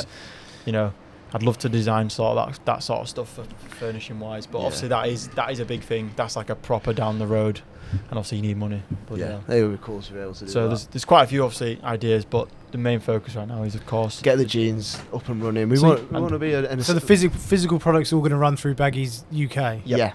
Yeah. pretty much. Yeah, yeah. And that, Yeah, that so will like leave you- Baggys TV is a bit different to Baggys UK because even if say 2 years from now we've got jeans, t-shirts, jackets, hoodies, I'm still going to wear Stussy, I'm still going to wear Stone Island, I'm still Yeah. going to wear Nike on my feet, New Balance, blah blah blah. So we still want Baggys TV to be able to show off them brands, review them, talk about them, whatever. But we also want to do our own jeans, but we're never going to be like head to toe in Yeah. Baggys UK or do you know what I mean? it's not realistic. There's no way you can Yeah. fall out of love with. Do you know what I mean? I hear you. So yeah. Yeah, I don't want to advertise that to people either. As in, like, I want people to wear the baggies with Yeah. this stuff. But so continuing to, because you those other brands will only like make how your you brand wanna better style it. anyway. Exactly. But Like there's a few companies that we worked for. They're like, don't wear any branded clothing in this video, and I kind of get it, but at the same time, if I wear a Stussy t-shirt, people might see the Stussy t-shirt and be like, oh, I've got one similar to that, so I might wear the shoes as well because they look good together. Do you know what I'm saying? So yeah, we'll be wearing the brands that we wear anyway forevermore. and to be fair, obviously the money we do get in from the jeans is going straight back into the business. Like we just want to up the content, up the marketing and stuff, so it's all like, a bit more authentic and stuff because kind of hard right now. You mentioned working with brands. How do you guys go about navigating that field, like communicating with brands? To be fair, we just taking wait on partnerships and just work wait for clients. for them to get in touch with us. We've turned down a few jobs. We've accepted a couple of jobs, but to be fair, we don't get that many brands reaching out to us. Not as much as what I thought we might have done, but I don't know if that's because we're up north and everything's pretty much happening down south. Because if we're being honest, the up north scene is not a touch on what's happening down. It's a huge downfall of the whole system, really. Like but it's like the world doesn't exist outside of London. It's so short-sighted. Yeah, I do but understand. that's always been the case, and it's always going to be the case. Obviously London, I understand it just takes up everything. But we all get it, but come on, the internet makes the world such a small place. I think logically, I'm thinking, well, there's so many creators here in the south who are doing this, not the same stuff, but quite a few similar stuff. Whereas Baggys TV, we've got a vast of the north. You get what I'm saying? So we've got a large percentage of the north. So why wouldn't you then want to market to the north in mass? But then again, obviously, I don't think I'm not a brand. Bothered for brand deals. Obviously, if a brand came to us and it was something that we loved, then 100% we'd love to work with any brand that we like. But we're not going to start working with brands that we don't wear or necessarily mess with, because we're trying to sell our own jeans at the end of the day. Yeah. And if we look like if we look like we're selling out, then nobody's going to trust that our jeans are actually decent. And from like monetary wise, we want to make the money from the jeans, not necessarily from promoting like shilling things you're not. It's just not correct in the way of us doing it. Don't get me wrong, any brands want to work with us, reach out to us, we'll reply whether or no. Like, we've had I get a lot of clothes sent through to me, and I always say the same thing: more than happy to receive anything you want to send, but please include a return postage label, because if I don't like it, if it doesn't fit me, whatever, I'll just send it back. I don't want to keep your stuff, I don't want to resell it on. I just want to be 100% transparent with everything and everyone. Nice. Yeah, because I don't want to be that guy that just takes. You know what I mean? I want to just be authentic to myself. Yeah. Like, there's already enough of those. Yeah, could be. Can't say that. Not. But we're up north. We try to stay out of all the. We are completely separated from that. I cannot be bothered with any of that stuff. I'm literally don't have time to think about. I'm too selfish. I'm thinking about myself. Do you know what I mean? That's the best way. That's the best. Yeah, you got. No one else is going to. Yeah. But to be fair, it's nice when we have come down to London. When we come down for Rafa. No, I was going to say for the pastimes, the event, pastimes, like Louis Halls and Alan and whatnot, and it was nice because you got to see other content creators and that there who were there. Yeah, and super friendly, really nice sound, to meet getting some them. food and that, and it's nice obviously to kind of understand people and what their life is. We don't have any problems with absolutely anybody. We want to meet and speak to everyone possible, because I might learn something from him. Yeah, I'm an open book. I'd sit down and talk to anyone for any it's the best way. time. Yeah, best way. But it also means that you're more approachable. I want to steal the knowledge. If I'm being honest with you, I want to see why are you doing so well? What are you doing different to me? What are you marketing? How are you doing it to a certain audience? Yeah, but when I see another content creator have a really good idea, I'm like, that's a good idea. That I'll give them credit straight away. But I love to see other people doing really good content, because then it almost pushes you to try and make even better content. Oh, it really does. You know what I mean? Especially out of the box stuff. Yeah, out of the box. It's good. It's good to. Well, you're competitive, aren't you? No matter. Everyone's a little bit competitive. It's hard these days, especially. Competitive in a good way. I'm not releasing a video thinking this is going to do so much better than so and so, blah blah blah. But it helps you definitely push out the box and create better ideas. I've definitely looked at some of your content and thought, that's a way I could approach that. And like take a reference from a shot you've done or something. 100%. You know what? I'm capable of making a video on that. It's like kind of gives inspiration. To be fair, there's enough like space online for everyone to do it. Of course there is. Yeah. Especially with TikTok, when you can scroll for half an hour or whatever, and you've seen 500 different content creators. Do you know what I mean? Like, there is definitely enough room for everyone. So I know, Red, you obviously mentioned like the football boots. Yeah, that's kind of your gateway into like the outlet and whatnot. I suppose favourite sneakers growing up. Like what's your earliest memory of like a sneaker you were like, you know what, I like that, I want to have it, and it wasn't it maybe wasn't something that was just sitting on the shelves. I know exactly what it means. Basically, before the dunk hype was a thing, I was a massive dunk guy. So I'd say probably when I just started university, probably back into college, I obviously had the greedy 1.0s, which just Air Max to mention, but I got Red Lobsters, which was my favourite. Oh, okay. I've still got them. I've seen you in them, I paid £120 and all that, buzzing, what a day. Yeah. And then obviously fully boxed with bands and everything. Then I ended up buying the Levi's, the black and red ones, if you know, the back tab ones. And then I got the blue hemps from the hemp pack. You had the basement dunks way before then. Yeah, I've missed the basement. Yeah, I bought the basement dunks. Yeah, the basement dunks were a massive one because I remember buying them and thinking, I'm off to London in a couple of weeks. I'm going to wear these because this is sick. And, They are a nice They dunk. were, you know what? I had a pair of those, and I battered them. Yeah, I yeah. wore the life out of them. Yeah. And you know what? I've never been a dunk guy. You were I proper didn't in the do that. firm back then. Weren't you? Yeah, I was, to be fair. I was. That was like that was a dunk, man. Yeah. Like, So I was heavily into dunks, and then I was like, you know what, I kind of got Just bored. lows or I had De La Soul's highs. I had Tiffany highs actually as well. Oh, okay. So I had a few, but I was just kind of like, I didn't like the cut. I kind of just liked the low cut because I was ending up wearing shorts a lot. What size are you? Size 10.5. You're mate. 10.5. Yeah. Really? I lost a load of weight, so that's coming onto it. A lot of the dunks were like size 11, 11.5, some of them. Yeah. And your then, feet got skinny. yeah, I lost Whoa, weight, mad. yeah, and then my shoes just weren't fitting. Like the greedy 1.0s were just like massive on me.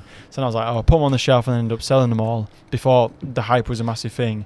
And then, so I'd sold all my dunks and I was like, oh shit. And then I wanted to buy them back. And then obviously I didn't know who I'd sold them to. And then some of them were like skyrocketed price. So I gutted. And then luckily, you might know Taylor Richardson. Oh, yeah. Yeah. His dad tattoos. Oh, I'm there you really go. good friends with his dad. I sold in the Red Lobsters at the time Really? for like 300 quid, and then I was like, I want to buy them back because I knew he'd kind of fallen out of love with shoes. I was like, I'm going to buy them back off you, and then I bought them back for like He has an insane collection. Doesn't he? 180 quid or something. He like.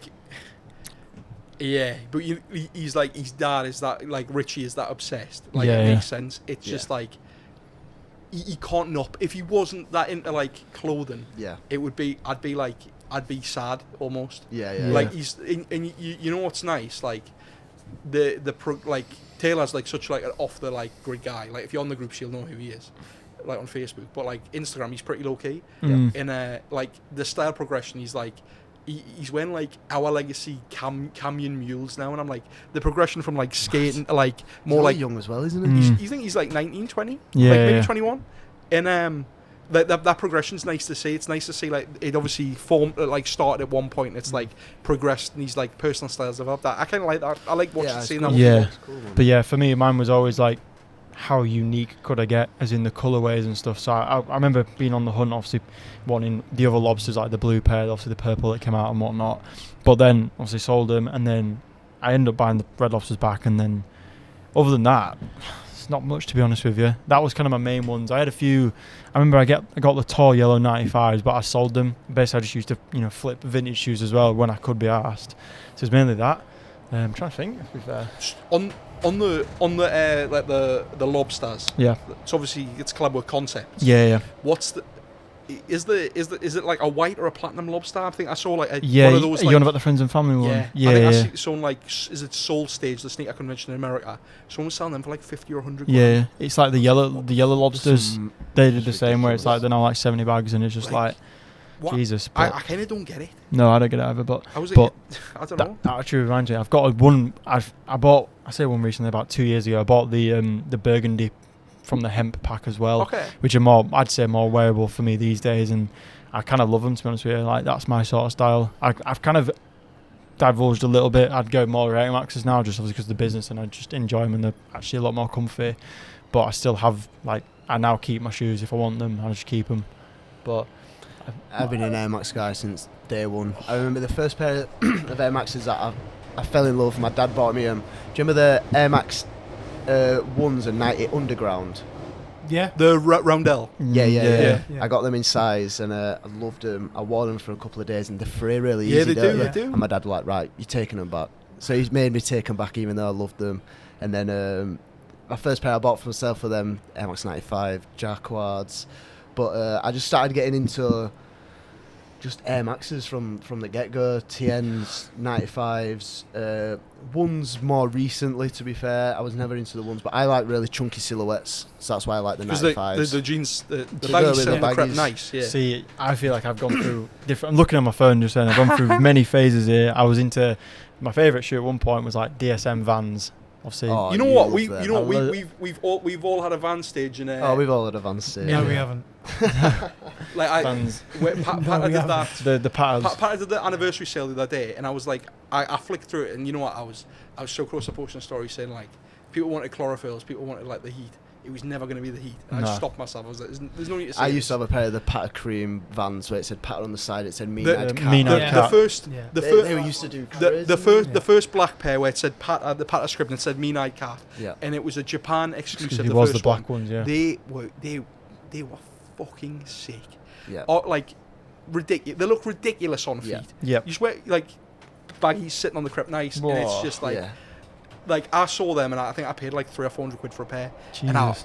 fucking battered them Yeah. until the heel was like cracked and dragged. Like I wore that. I had a Vans era. I've been Yeah. in I've the had a van. fair I've been few in pairs of everything, Vans. man. But then I've even more like bought No, I didn't like those Converse. ones. I've even bought like ASAP Nast, if you know the yellow Converse Yeah. ones, like from the one hotel. Like got them because they were signed. I'm like, oh, sick, and I'm just like, Jesus, like I'm never gonna wear them. Like that's just too far. But to be fair, I've just realised I got like Gundams and that, so it's like that's when I can see it starting to evolve of me getting Air Maxes and Yeah. got silver bullets, and then obviously these and that, and then it's you becoming a think- bit more.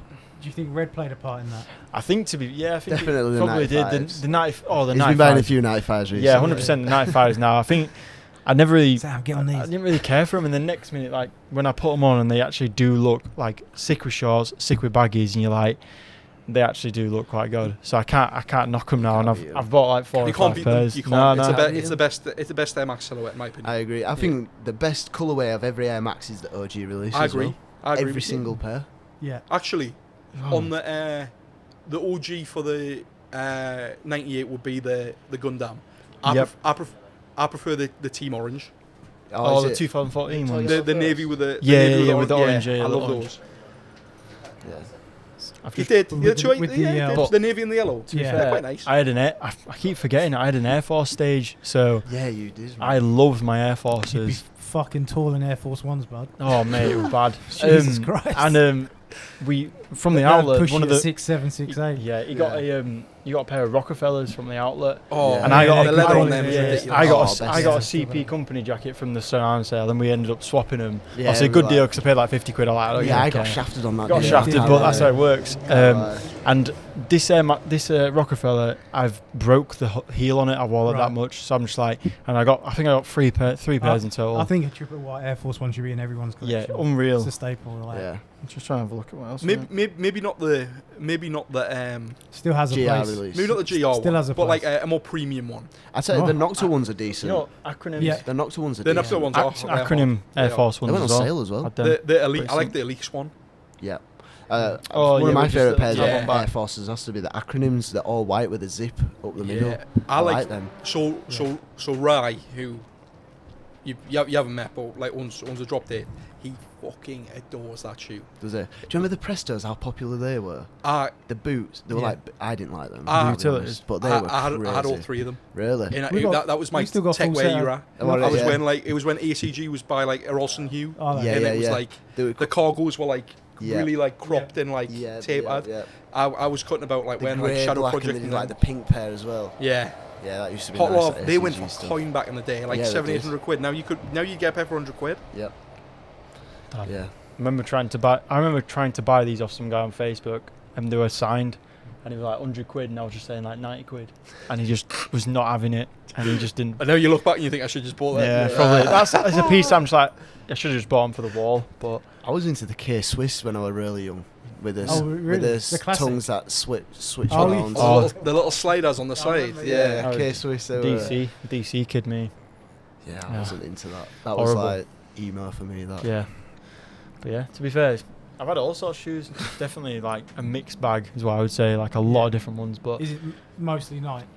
Oh yeah. Obviously I- going to the Nike outlet every day. Yeah. It was just night for me. Never really liked Adidas. Never had a pair of Yeezys or anything like that. Never. Even like You had any Yeezys, Reese? I had power You phasers. used to queue out triads for Yeezys, didn't yeah, you? I've had Yeezys. Yeezys. I've had Emphasis Yeezys on- upon Yeezys.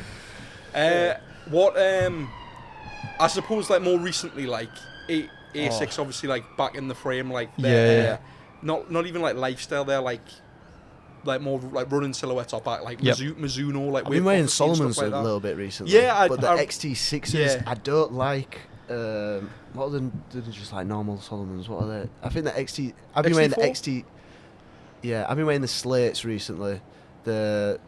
I really like the slates. I don't like the. I can't remember the I actual think name. they are XT6s. XT6s I don't like. I've been wearing the XT slates quite a lot. Okay. I don't know what it is about the 6s. I just feel like they're really uncomfortable, and I just think they're a really slim shoe out there. They are quite What's a the slim one shoe. you wear?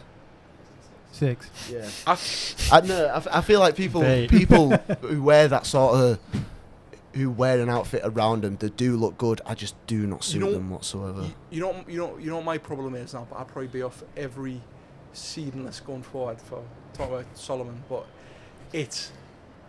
I feel like I was on that. If you get any further from the mic, they're not going to hear it anyway. we're honest here, we're talking. I feel like I was on them like that early. I was when like Yeah, you were. Yeah, you were. You were. 2017. I was when S-Lab, yeah. S-Lab like Yeah. professional like running Solomons. Well, to be fair, you Commercial road office. Yeah, Crep. come on. you were We wore talking them about every day. you know the XE6 Gore-Tex ones, Yes. the black ones. Yeah. I bought a pair of them because I remember you were talking about them. I bought them. I'm like, these are going to be so cool.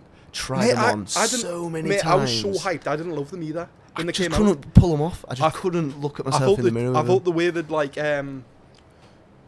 built the inside of the shoe with the like Gore-Tex line. I thought it was just a bit funny on your foot. Yeah, couldn't I get away just with it. couldn't fall in love But with them. But they look good. They had mileage on the gram. Yeah. I rinsed the fuck out of them. Probably got like over 100k likes collectively off all the posts. I just Yeah, posted not them. bad. What you got to do, man? No, I like New Balance me right now. I bought the Stone Island ones. I think it's 992s, not the newest The ones. 990, the 991 V2, the black pair. Yeah. Yeah. Green, yeah. They're good the pair. black and They are. green. Yeah, They're I think nice, they're slept on personally They because are. obviously That's a good silhouette. Have you Yeah, ever yeah. been to the OG New Balance outlet? It's Shap. Nope. Yeah. It's shut. No? They shut it. Oh, Yeah, Shap. shut it. Before, yeah. Yeah. They've still got Keswick. They've got Keswick and they've got Flimby. Flimby. Yeah. So I like we're getting back on this. That's a but pilgrimage for I used Is to. it? Is it? sneakers, yeah. I used to do a run. Shap was. Dalton Park, But they've shut it. Shap, Keswick. No, Dalton Park, Shap, Keswick, and then Flimby. Little four stop run. There was a chippy in a Shap I used to go to on the way Yeah. there, and it was just like I did that all the time. Fair play. Did that every week. So you boys obviously going like Castlefad. Yeah. I was hitting New Balance and like just trying to. That's like- good though, because no one that we knew were going into the New Balance, Nah. Yeah. and it was literally opposite the Nike outlet. I love the drive as well. Me, the drive was fucking class. Yeah. What, did you go across the 66? Yeah. Yeah, it's a class. Good drive. Nice. Yeah, Shap. So Shap is a legendary New Balance outlet store. I think the last release. And it's in a tiny, tiny little town, like 5 miles outside of Penrith. Jesus. And, there was a lady there, Ruth, the legendary Ruth, who would pick up the phone to sneakerheads across the world every day, just trying to see what she's got. But famously, above the store, they had like a sewing room where did they do all the samples up there? Did they? I never knew that. There was a sewing room above the store where they used to put the word is they used to put samples together and stuff like that. They That's did. pretty That's cool. cool. It was a cool spot. Slam Yeah, it's Slam cool. Jam did a collab on the 991, and they actually released it in the shop store. There was 6 pairs. I think I was like first in line for them. Yeah. So I woke up and like woke up at like 5 a.m. and drove across to get there for like 7 or 8. The shop would I'll open. tell you at what, I 9. was really disappointed with the Joe Fresh Good New Balances that have just recently come out. You know the black like patent pair. Which like, silhouette? The The 1000. 1000. No, the 990s, V3s, Oh, the V4. V4s. V4s. Yeah, You got I them, got you the don't black like them. pair. I thought the quality were really bad and thin. I thought they were really shocking Yeah, that's quality unusual compared for to a New normal Balance, 990. Because New Balance, they probably have the best quality shoes You know- in the game. Yeah, don't they? You know what I think that probably is? They probably used a material that they would never normally put on a Nah, made in they USA. were so thin. Yeah. Have you had a look at them in hand? No, never. Yeah, they're super I thin. liked them to be fair when they No, came out. they're such a nice shoe, but the quality was I like that really blue pair bad. as well that Kendrick wore. Yeah, Yeah, they were Yeah, they were they're nice. lovely. they're nice. I tell you, I've been wearing, Clint's Inc in Manchester. Yeah, yeah. I've been wearing his shoes for a long time now. With the TRL or the TRL. Oasis or which I- one? I'm a TRL guy. I mate. use I say the dunk. I don't know what they're called. Yeah. Look like the dunks. Okay. Like the big chunky. Yeah, yeah. TRLs. I've got them. Yeah, I got his first ever release of the triple black TRLs I still got them. I absolutely love You them love them. shoes. You know yeah. what? You know what? I was in Manchester like a month or two ago, and I was just in a bar in the Northern Quarter, and a guy came up. We got chatting about like Clinton. To be fair, I think I fuck with the clothing more than the footwear. I think the footwear's a bit like a bit out there for me. Yeah. But the retail on that shop is one of the best retail experiences. I think if you're in Manchester and you don't go there, you're mugging yourself off. That vending machine where you can buy the teas, I think that's so fucking cool. Yeah, it's a must hit. It looks like an old Bape store. Yeah. Like the amount of thought that's he's got it on lock. Yeah, to be fair, he's good designs on his tees and that. I think he's class. The tees and the tracksuits are fucking to be able to design a shoe takes some doing as well. It really does. Yeah. Money I as well. would not be able to do Money. that. Yeah, of course. Oh, yeah, true. Course. To make a mold and like a last and everything is like I think the rumor is it costs like Nike $1 million to produce a new bit of tooling. See, thing is for me, I like to see a triple black version. I don't know why you didn't lead with that. I don't know. Yeah, I agree. To be fair, I love a don't triple know. black shoe. I absolutely love it. Luke loves a triple black shoe. He's got the comms Sunders You can't go on. wrong, man. You can't go They're wrong sick with though, a triple. There isn't that many decent triple black shoes. Like the 95s that you can get in JD, they're shit. They are. The quality is so bad. Favourite triple black shoe, what would you say it is? Probably have to be the Comme des Garçons 95. Yeah, it's a fucking good shoe. It's a fucking good shoe. I got them off on sale on Derby Street. I got a pair on sale as well. 168. That's how much they cost, weren't they? 168 down from 260. Mate, I think I got them. I think it glitched. I think I got them for half. Half of that? Yeah, no, like half of retail. Oh yeah. Yeah, Decent. yeah. I swear that happens with nearly every shoe that The they recent collab on. DSM sale, shit. Is that Sure. the one in person or online? No, mate, online. But like, you know what? Normally they've got like DSM as an account will get that many like weird collaborations throughout the year that won't sell just because their core customers probably like loves Yoji and like mainline. And normally they'll just 70% off everything.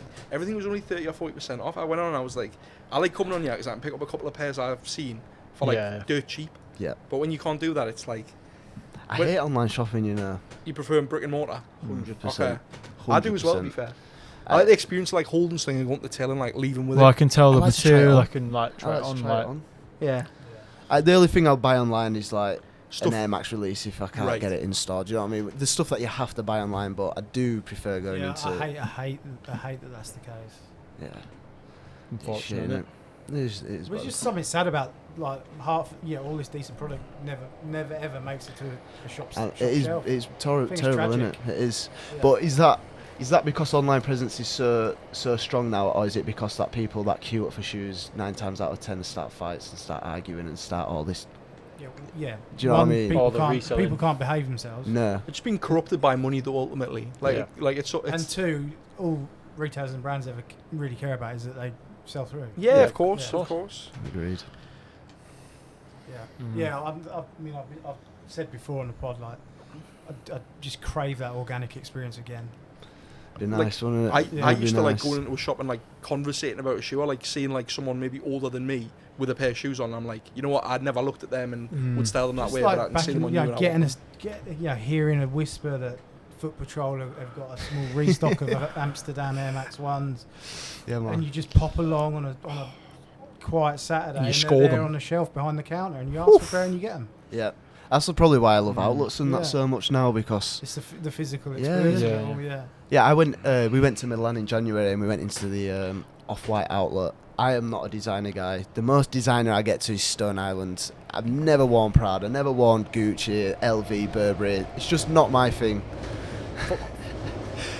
Went into the Off-White outlet. He was in Balenciagas last time out, so No, I wasn't. just like Can't be giving wearing Reese that some stick stuff. for his high fashion Dodgy. taste. Yeah. Triple S. No, No, I might use it. I might use it. I'll have to walk out Adidas Triple S, the blue ones with the 3 stripes. Jesus. But yeah, we went into an Off-White outlet. I know what you're going to talk about. Yeah. The mules. Yeah, they look sick. They are They such look really a nice good. shoe, man. They do. They are such. They did some dodgy colourways after that brown pair, but yeah, that's why I would have never gone on the Off-White website. I'd have never looked online, and I've ended up buying a pair of shoes that I'd never ever bought, and I absolutely love them. And that's what the beauty of a brick and mortar shop is. It really is. It is. It is. Yeah, pictures don't do in You've got hand. to connect with product on a physical level. Yeah. You've got to. Yeah, I agree. Unless it's a 95 that you know you're gonna like or whatever. But when you're looking for stuff that you might not necessarily look like right now, the stuff that I'd look online for, it'd just be the same stuff I've already got. You want to be able to look at stuff that you don't have, which is one of my favourite things to do. What would you say some of your favourite like retailers are to go to UK wise, like visit brick and mortar? Like online? Or brick and mortar. Both? Brick and mortar, I like independent. Okay. I like going to independent stores. So like Best and Leeds. Yeah, Yep. Best Leeds. Yeah. They have some really nice stuff in there. Of course, Best. Yeah, I don't know, to be honest, man. Like, there aren't many shops near us anyway. No, I think the highlight for me, independents, were like Gone Fishing in Manchester. They've got decent bits, Yeah. but because there's not many shops like that in Manchester, someone gets put on their story, immediately it It's goes. gone. You get what I mean? So you don't always see the top stuff because Yeah. it's just going. But to be fair, there is literally, other than London, I can't think of many off the top of my head, to be honest No. with you. Fair. I think one block Pretty. down's a good shop in Milan. In Milan, yeah, That's a good nice one. shop. I love the way they approach like collaborations and the See, marketing have you materials. seen Yeah. the It's TNs they're slick. coming out with? The TNs that they're doing No. on the veins, it says one block down. Oh. They're doing the hyper blue and the orange pair, but inverting the colours. Yeah. It's pretty cool. They're too white for me. They're very white, the white sole and stuff. They're a bit too white for me, but they're pretty cool. I hear you. Should Oh. check them out. What are your over the years? You obviously built up a good ground in frequenting the outlets often. But what are you go-to resources for information on sneakers, fashion, footwear? Just You know, the like market Instagram and Sounds Instagram, sounds yeah. stupid, but cake Yeah. got crumbs. Yeah, yeah. Yeah, I mean, or like that, or That's both- a clip, man. he, haven't- he wanted you to say like crooked tongues or something. Not Yeah. the drop date. yeah, Yeah. I know you say that. No, we've followed the drop date For yonks. for time. Yeah, come on. Drop date for time. We've followed Reese Yeah. for time. Yeah. Like, But even like, for example, like Hidden NY, he deserves Yeah. like, obviously no one knows who he is, but the stuff that he puts out, it does influence you, what Yeah. you're buying, like 100%. honestly, I'm not that clued up on releases and all that stuff. No. I'm not that deep into. I'm out of the game. You know what? I'm somewhat out of the game. Yeah. And it's a beautiful place to be. Yeah, yeah. Because when I was in the game and I was Every week. looking at release schedules and I was thinking, what does that look like? Yeah.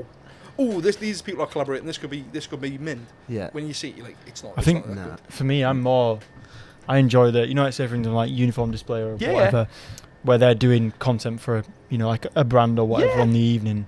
I like watching that sort of stuff and seeing what they're doing, like whether they're bringing out a new shoe, a new clothing line or whatever, or how that company is then marketing towards the consumer. Like in Yes. my point of view, that's what I'm more bothered about. To be honest with you. I'm really liking basics at the minute, like Frism Works, little brands like that. Like in Perpignan, we found a shop yesterday.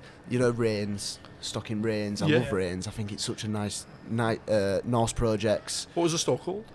Oh my god, couldn't tell you, mate. Have you been Carnaby. to the Rain store in Carnaby. Spitalfields? No. No. They've got a Rain Have company they? store Is there. there? Oh, That's pretty company cool. store. Yeah. Okay. But yeah, I'm really liking just like I'm wearing a lot of all black. Obviously not today, a bit Yeah. too warm, but I really like quite simple stuff at the minute. To be honest, obviously everyone likes a brand, everyone likes to get a logo in here and Yeah, there. yeah, But I do like all black. I'm wearing a lot of more subtle Yeah. clothing. I haven't bought anything from the But Stussy site For like time. the hype, I say hype stuff, for the stuff that's like on trend right now. Definitely, I always see like the basement stuff as in like, what's dropping this week. That's always a big Yeah, one in that's my a good opinion. one. Like, and then also the brands that might be dropping, like themselves. I always like to see what they're doing because there's always a good marketing strategy for people doing it correctly. What was that shop in Amsterdam? Opium. Opium. Yeah, That Opium. is such a Yeah. sick Yeah. If you like tech wear, that is the shop to be. I came across a brand called Polyquant. Okay. Unbelievable brand. They have like 20,000 followers on Instagram. They're really little, but the quality of their clothing is just unreal. It's one of them jackets where you can unzip it and you've got 10 pockets there and then tuck the zipped part in so you can see the pockets, or you can zip it back up so you can't see the pockets, and I just love stuff like that. Yeah. I love stuff like that. But yeah, that Opium in Amsterdam, if that was in England, that would be one of my favourite Yeah. shops for sure. Fair. Fair. But we ask all, I guess, the Mount Rushmore of sneakers. Top 5. Top 5. Did it have to be in Like order? silhouettes. Just Oh, it can just be shoe. specific models. It can be silhouettes, colourways, yeah. silhouettes. It can be as It doesn't. specific or as general. It doesn't as have to you be in order either. You can just Yeah. name 5. You don't have to like do a 1 or a 1 to 5. MX95 Neon. Okay. Nice. TN Hyper Blue. Okay. I'm probably going to go 97 Silver Bullet. Nice. Do like them. What have I been wearing a lot recently? Obviously, always recent wears always plays a toll. Probably the S1.E6 Comme des Garçons on triple black. That's one of my favourites. I'm definitely missing a pair. To be fair, one of my recent favourites over the last couple of years are the Air Max 1 size exclusives, the brown pair with a mini swoosh. They were good. I absolutely love them. That was a good shoe. Yeah, I probably forgot a couple of pairs there, but it always happens. Yeah, there's no perfect answer. I am very Nike orientated. To be fair, these Skechers might come into it soon. I am a big fan of them. To be fair, I really like them. Really like them. The first one I'll start off with, which is kind of introduced me like to the entire fashion, was the Pigeon Dunk. Oh yeah. Has to for me. That's personally because I idolise that. Obviously, I'll never get. I mean, a pair, that time period of SB is just and mental. that just like I remember watching films on that. Well, there's one film and it just blew the entire world up for me, and I was like, oh, if I can't get them, what can I get? That I like my probably. I'd probably say my Denhams. You know. My Air Max 95 Denhams because I've been on the hunt. That's a super slept on pair. Super slept it is. on 104 for time. 104 for time, but finally got them. Low meter. Oh no, I definitely didn't get them. They were apparently meant to come back a year or two ago, and they got killed. I should say Para 95s as well. They're one of my favourites. Probably Gundam 98s. Okay, I love that. It's a great shoe.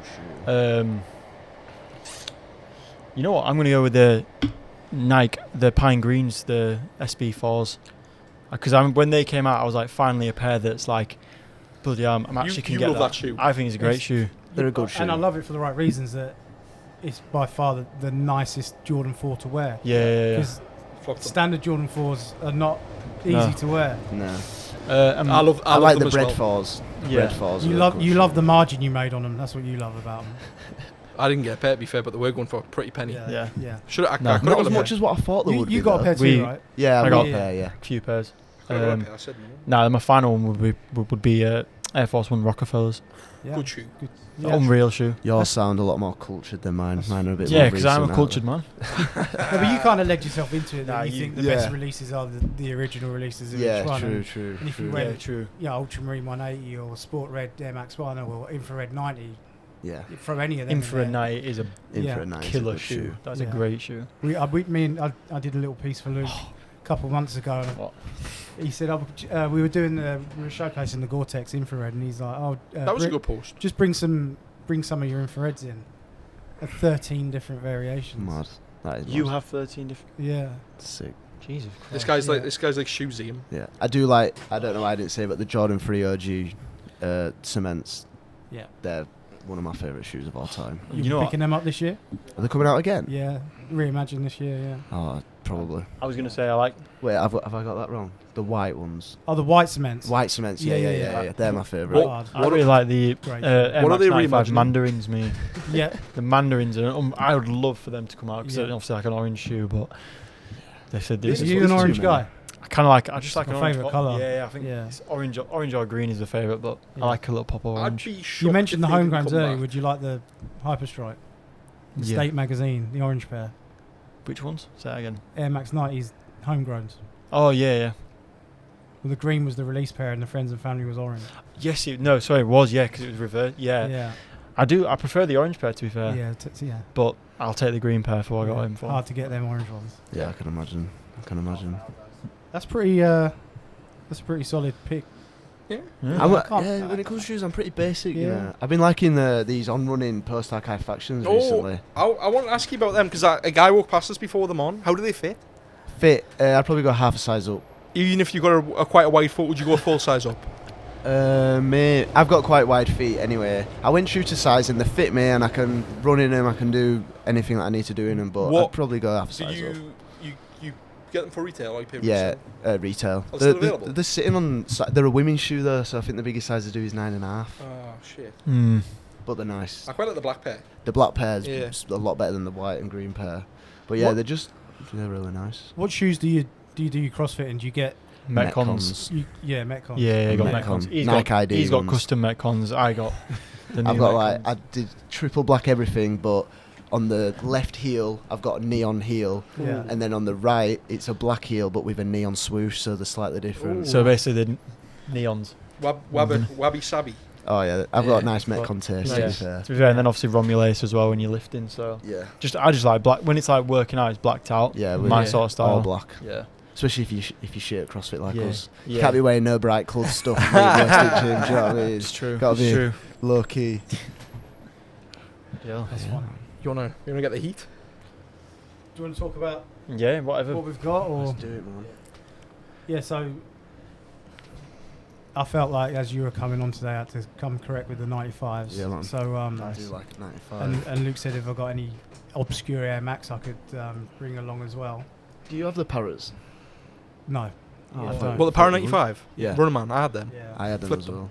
well. I got mine off. What was that website? Flight Club. I was obsessed with him, and he messaged me. Oh, there's a brand new pair on Flight Club for 250 quid. And I like, Yeah, he's telling me. bought them straight away at like 50 quid imports or something. But yeah, Bargain. they were nice. Yeah. So what have we got? What have What we we got? up, Power set walls. these up as well. So I decided to wear the History of Air Powerwall BRS 95. It had to be 95 heavy for you. Yeah, man. For I you, should Red. have Yeah. pulled them out. Good job. We don't have smell-o-vision people that This stink was- in these. I got these so cheap. I think I got these for like 45 quid eBay. Damn. They're in unbelievable condition. Crumbling in behind as we speak. Yeah, this will probably be their last hurrah because there are some soul separations. I think that one's Yeah. got a crack, isn't it, on the outside there? Yeah. Yeah. On the back as well. So Lovely pair. at least they got a nice Yeah. outlet for their last one. You know those videos where people are like pushing their fingers I in can't. the crumble Makes them. me cringe. Makes me cringe. So I'm any shoe I've got that I mark with a red X. Yeah. I've got They're a, too many red they're a X's good later. Damn. they're a You good have to Um, replenish the collection. Yeah, the BRS line in that Powerwall was You know, strong. You know the Air Max one they brought back, where it was the green one. What are they called? The green BRS Air Max one. That didn't come back. Did it not come back? Nah, I it's thought it never did. come back. There was a rumor last year that it was going to come back this year. Oh, But in That's the one I want. in the big bubble version. that's the one I want brought back. Yeah, that's Hell of a shoe. I passed on that for 150. Do you want the big quid. bubble back? It doesn't offend me. Yeah. It doesn't offend me. If that's the only way I can get that upper on an Yeah. Air Max one, then I'm taking it. Nice. Yeah. Yeah. Fair enough. True. Yeah, I wouldn't let something like that get in the way of me enjoying a shoe. Yeah. I don't know if I'm a not fan of the I'm not big very bubble. snobby about things like that. Yeah, that's Fair good enough. way because there's a Like- lot of like OG sneakerheads that I it's like. crazy, yeah. Bit picky. We Oh, spoke to never someone at wear. Crep City who went absolutely in on the 86. I was like, I'm like quite a big Air Max 1 guy. I was like, didn't realise it was such a problem. Yeah. Yeah, Sam, you got the Dave White Air Max Dave White's. 95s. They are nice then. Unreal shoe. Yeah. If they release now, imagine all chavs in these. Yeah. Oh, this is like the ultimate chavvy shoe. And when the pack dropped, I mean, this shoe looked completely different to all the rest in the pack because obviously the pack was all based on the original Neon Air Max 95, so the 1 Yeah. and the 90 and the stab. Yep. And I think it just went completely opposite, completely in another direction with this one. Such a solid shoe. No one really cared for it. It just sat around. yeah. No. I'm not sure. No, the Cause 90 came after that. Have you got Cause Yeah, 90s? these were I haven't Oh. got the Cause 90. These were 2005, I think. Yeah, they're 2005. Yeah, and it was at the launch event for that. Dave did a live painting in store of the Stab, which was wow. the shoe that didn't get released until an anniversary of Yeah, the yeah. occasion. Yeah, and met Dave that day, and he's we've been in touch ever Oh, nice. since. He's a top guy. Have you got any of his shark paintings? No, I've got an elephant print Oh, nice. that he gifted, and That's sick. super nice guy. I don't like them.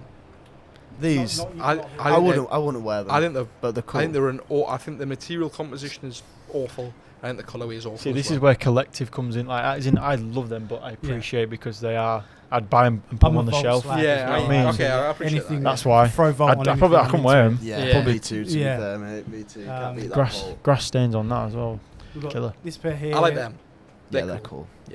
This pair here, I was telling the guys that this pair is a when you used to go to 1948 to do IDs, whatever models were on the ID program, to get your size locked in, there was like they'd put out a drawer and there was all grey blanks like this. They called them Try-Ons, and they had them in whatever model. I remember BWs, Air Max 1s, 90s, Air Forces.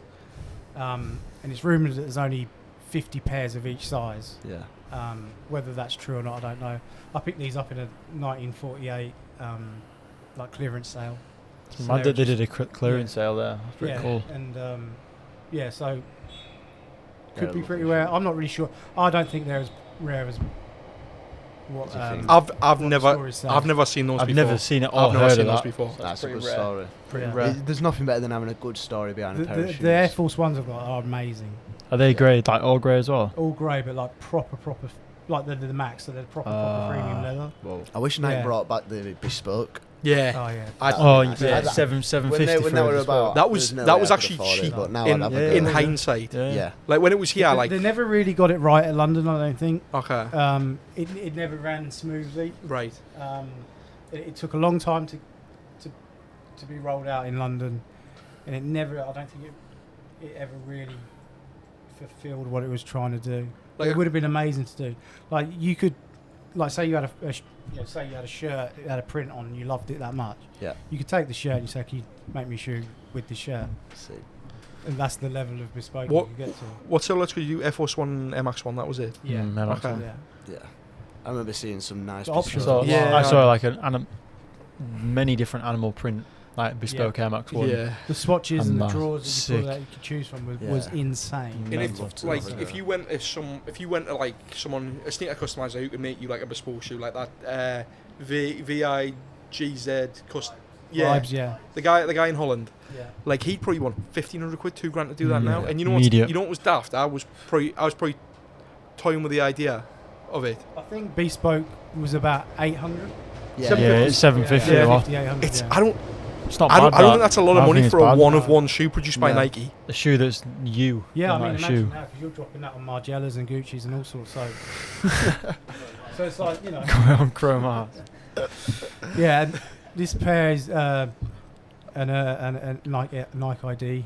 It's crazy what you could do. Gold, Yeah. Crazy what you could do, and also embroidery Tiffany as well. inspired. Yeah, that's it. leather's amazing. I'm impressed that they've actually matched like the air units to the same colour. Yeah. Because these days, one of the IDs you'd I say think black, Nike and by it's You not is black. He's the worst rebrand you can imagine. Yeah. Like, What's that? everyone still calls Nike. it Nike ID. Nike BU. Nike by You, like Is that what it's called now? It's called Yeah. by you. It's called By You. It's called By so You, you call it IDs. So how long for? it's about Got 4 or 5 years. Yeah, it's No been way. maybe 2-3.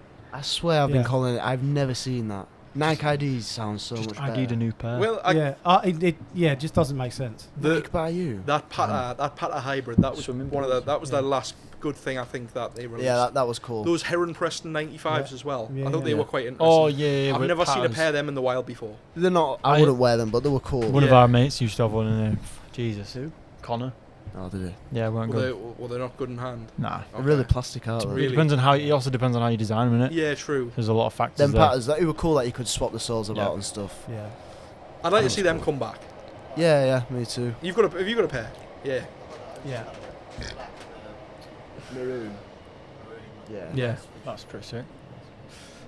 This pair would tick the boxes obscure. Yeah, they are mental. It's called an Nike Air Max Century Low from about 99, 2000. In the same camp as the Talkies, them. I can't lie. Bit noncy. It's a shame. It's a shame you don't see them brand new.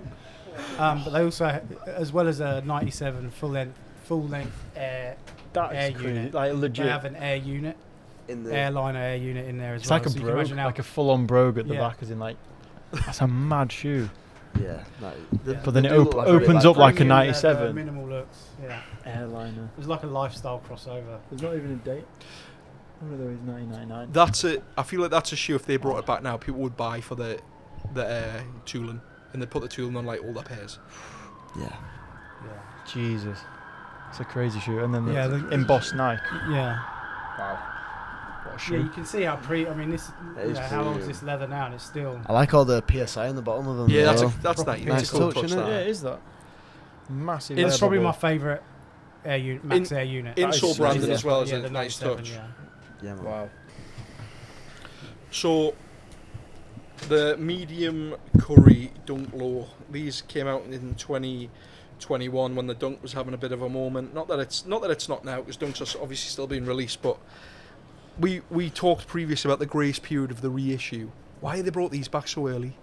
Like I know previously they were probably like a tier 0 or an energy release, but why are you bringing them back in GR on them? Like there'll be people still wearing this shoe who will have paid like 300 quid for it. Do you think Nike are trying to make money? Is that why they're bringing stuff back? As in like so I made this point. We were talking about which bring back we were talking about with Will Stowe. I'm trying to think. Because we were talking about the Stash 95, and we were talking about something else, and I sort of made the comparison that, to your point, are they bringing back one like shoes like a Stash Air Max 95 or shoes of that era?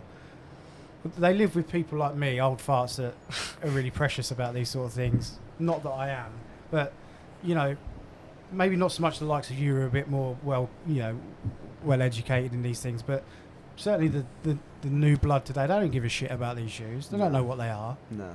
So the only people who give a shit are people like me or someone like you guys who do your work, or Riz. So do they bring them back to kind of make them relevant to the new blood today? Yeah. To keep dragging them through, because they know they'll sell. So it's almost like, you know, like how Hollywood always guarantee if films are struggling, they'll go and remake a classic. Yeah.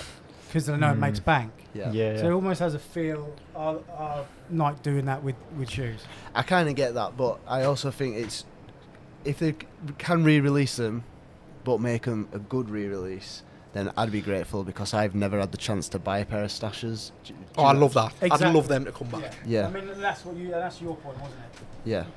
And I'd want them back because the pair I've got aren't wearable. Yeah. That's what I mean. But it I depends just on hate the it when they release. re-release it and it's terrible. And it's crap. That's the only... The night in the pissing rain outside Foot Patrol, I'm not getting back. But I can get a fresh pair that are wearable. The designers or whoever at Nike, obviously, who's influencing that shoe release, you want a sneakerhead to be on that, like, has to be like this. Even like, you know, comparing it to the old Stash. Yeah. You know what I mean? You don't want it to be like, oh, it looks right. Colorway is fine. Let's push it out. You don't want that. You want someone who's actually overseeing it correctly. Yeah. That's where I think they go wrong, in my opinion. But like we mentioned before, like the price of like production for like silhouettes. They've altered the Air Force One quite heavily there. The outsole pattern's different. They've obviously put like a that's the white. Well, Air Force One Wild. They've put it like wild. Wild. They've put like a material cover over the midsole. Like who wants that? Who wants like I feel like I've seen them in the outlet 100 times. Like even I think they dropped about 12 months ago. I know we're meant to be talking these up here, but like come on, but like who have you spoke to in like consumer insight sessions to like who wants that? You know what? Yeah, if you're gonna do this sort of like style, make it a wearable color. Because in my opinion, that is like, how can you wear maroon and gum and brown? Like, in what trousers am I wearing them with? You can't wear them with black. You can't wear them with grey. You'll end up looking like bloody. I mean, Austin if you did an all black version of this, like they have done, like all black, I would be like, you know what? It's fair enough. It's not bad. You know, you're out in the wild. You're out in the wild. We've done. They've done a few, and we've thought they're actually not a bad looking shoe. But yeah, depends who there's a lot going on, isn't there? It does depend on who you're targeting. The drifts, maybe in a triple. Have you seen the triple back with the and it's like carbon fibre underneath the overlay? No, I haven't. No. Are they in Foot Locker? You know the Terrascapes? No, they've just got Terrascape. Yeah. I kind of like the triple. I like the Terrascapes. I like the Terrascapes. I do want to see these in that colourway that you were just describing, but there's a lot of plastic. If you hit up the drop date on Instagram, same shoe. You may see a feed post about that. Check it out. I'll have to check it out. See, I'm not a dunk guy, but if I was going to wear a pair of dunks, I could wear them. It's not a bad. It's not a bad colourway. It's fine. It's just like why are you bringing it back? I feel bad for the people who've spent a lot of money on these. Then again, like this is the thing with like I want to say specifically Nike. You almost can't like trust them not to like bring stuff back. I am dreading when they bring back the Neon 95s hopefully next year. I just feel like I hope they pull it out of the park. I really hope they pull it out of the park. But I think the whole reimagine process that they sort of go through with the Jordans. Yeah. I think they ought to be taking that same ethos and applying it to models like that. Yeah, the Jordan OGs, they're usually decent out there when they re-release them. Like I feel different teams. I feel those forces have been expensive to produce. To do that on the sure midsole. they will have, yeah. Talking on the midsole, yeah. Like I do like the midsole. the midsole's cool, Yeah, I don't but like the I like the swoosh though. midsole. but you know what? But if you say if the leather's good, Yeah, the leather is But good. If It is a you premium know if leather. you want to do that, why would you not bet it at the market with like a better collaboration and then like And then you push that but they can't do Yeah. that with everything, can they? they can't. But like it just seems like it's been made for JD. Well, that's Yeah, but the for problem is they are making shoes for JD. Yeah, That shoes are JD. because that's where the money will come You know from. what I The mean? mass market like money. That's the thing, yeah. I When like the tongue. I think the tongue's a nice little Yeah. touch, but I'd just The cutaway swoosh. it'd No. be Even better these if it was that days are material JD. just on top. you know what I mean? Yeah. Unfortunately, Rather I hate to say it, but Yeah. it's they are playing to the buyers, the JD are bulk just buyers. massive now out there. They're just a powerhouse. They have to accommodate to them. like I don't know. I feel we've been quite critical of these, but also that Paris showcase, all the stuff they're bringing back. They're bringing some good silhouettes back. Yeah. Stuff that 100%. like when I saw that I was like the Gore-Tex Sunder, the Spiridon, Yeah. nice. even TLs. the Total 90. I'm like, you know what? I'm probably not Yeah. going to cut about. Yeah, the yeah, wasn't, but- Yeah, but cool. that wasn't It's nice to that see, wasn't the total 90 to have. I don't know why they've brought back the takedown version. The total Oh. 90 with that upper had a visible air unit. Yeah. Did it not? I don't Did know. it? That I'm not yeah, sure. that it had a visible air unit. Like they've brought back a takedown version. it's Oh, pretty shit. cheap. It's pretty cheaper. Well, of course Probably it's is. cheaper, but if you're going to bring something back Yeah. like that, bring it back. Yeah, I agree. What are the ones called with the green upper and the TN sole? What were them? Oh, the they're L, what are the is the LD waffle. Something like that. Yeah. They are so bad. They're West End. I put a story on saying I don't know which are better, the Sunders or them, and people were like, definitely the Sunders. Or like, Yeah. I know, mate. I know. You're mocking it there because they did the green and the purple. Yeah, Yeah. they are so bad. Yeah, they were rogue. So I'm bad. ex- What was an eye opener? They're going to bring. Looks like the Air Force One Escape pack is coming back. That's Yeah. Sure. they're good. They're good pair of forces, man. They're fucking good. I'm excited for the Sonders, me. I quite like them as a colour they're a cool and the shoe. They're a cool shoe. They're starting this year out there. The yellow ones. Should coming be- out soon. should be July. The ones with the, with the plastic units on the side as well, like dotted. Don't explain it. Oh, is it the TL? The TLs. One that Halls always wears back in the day. This one Nah, at the bottom. no, it's not. 2.5 TLs. No, not that one. I've seen them recently. the foam Galaxy Foams is a Yeah, Galaxy foams. I'm not a foam posit guy. no. Straight up. I don't. I like the idea of them. I just think I'd look ridiculous wearing a Oh pair. yeah, I do. I Yeah, don't that's have the the Air facilities Force for One them. Escape. Oh, they look nice. Yeah, they do look nice.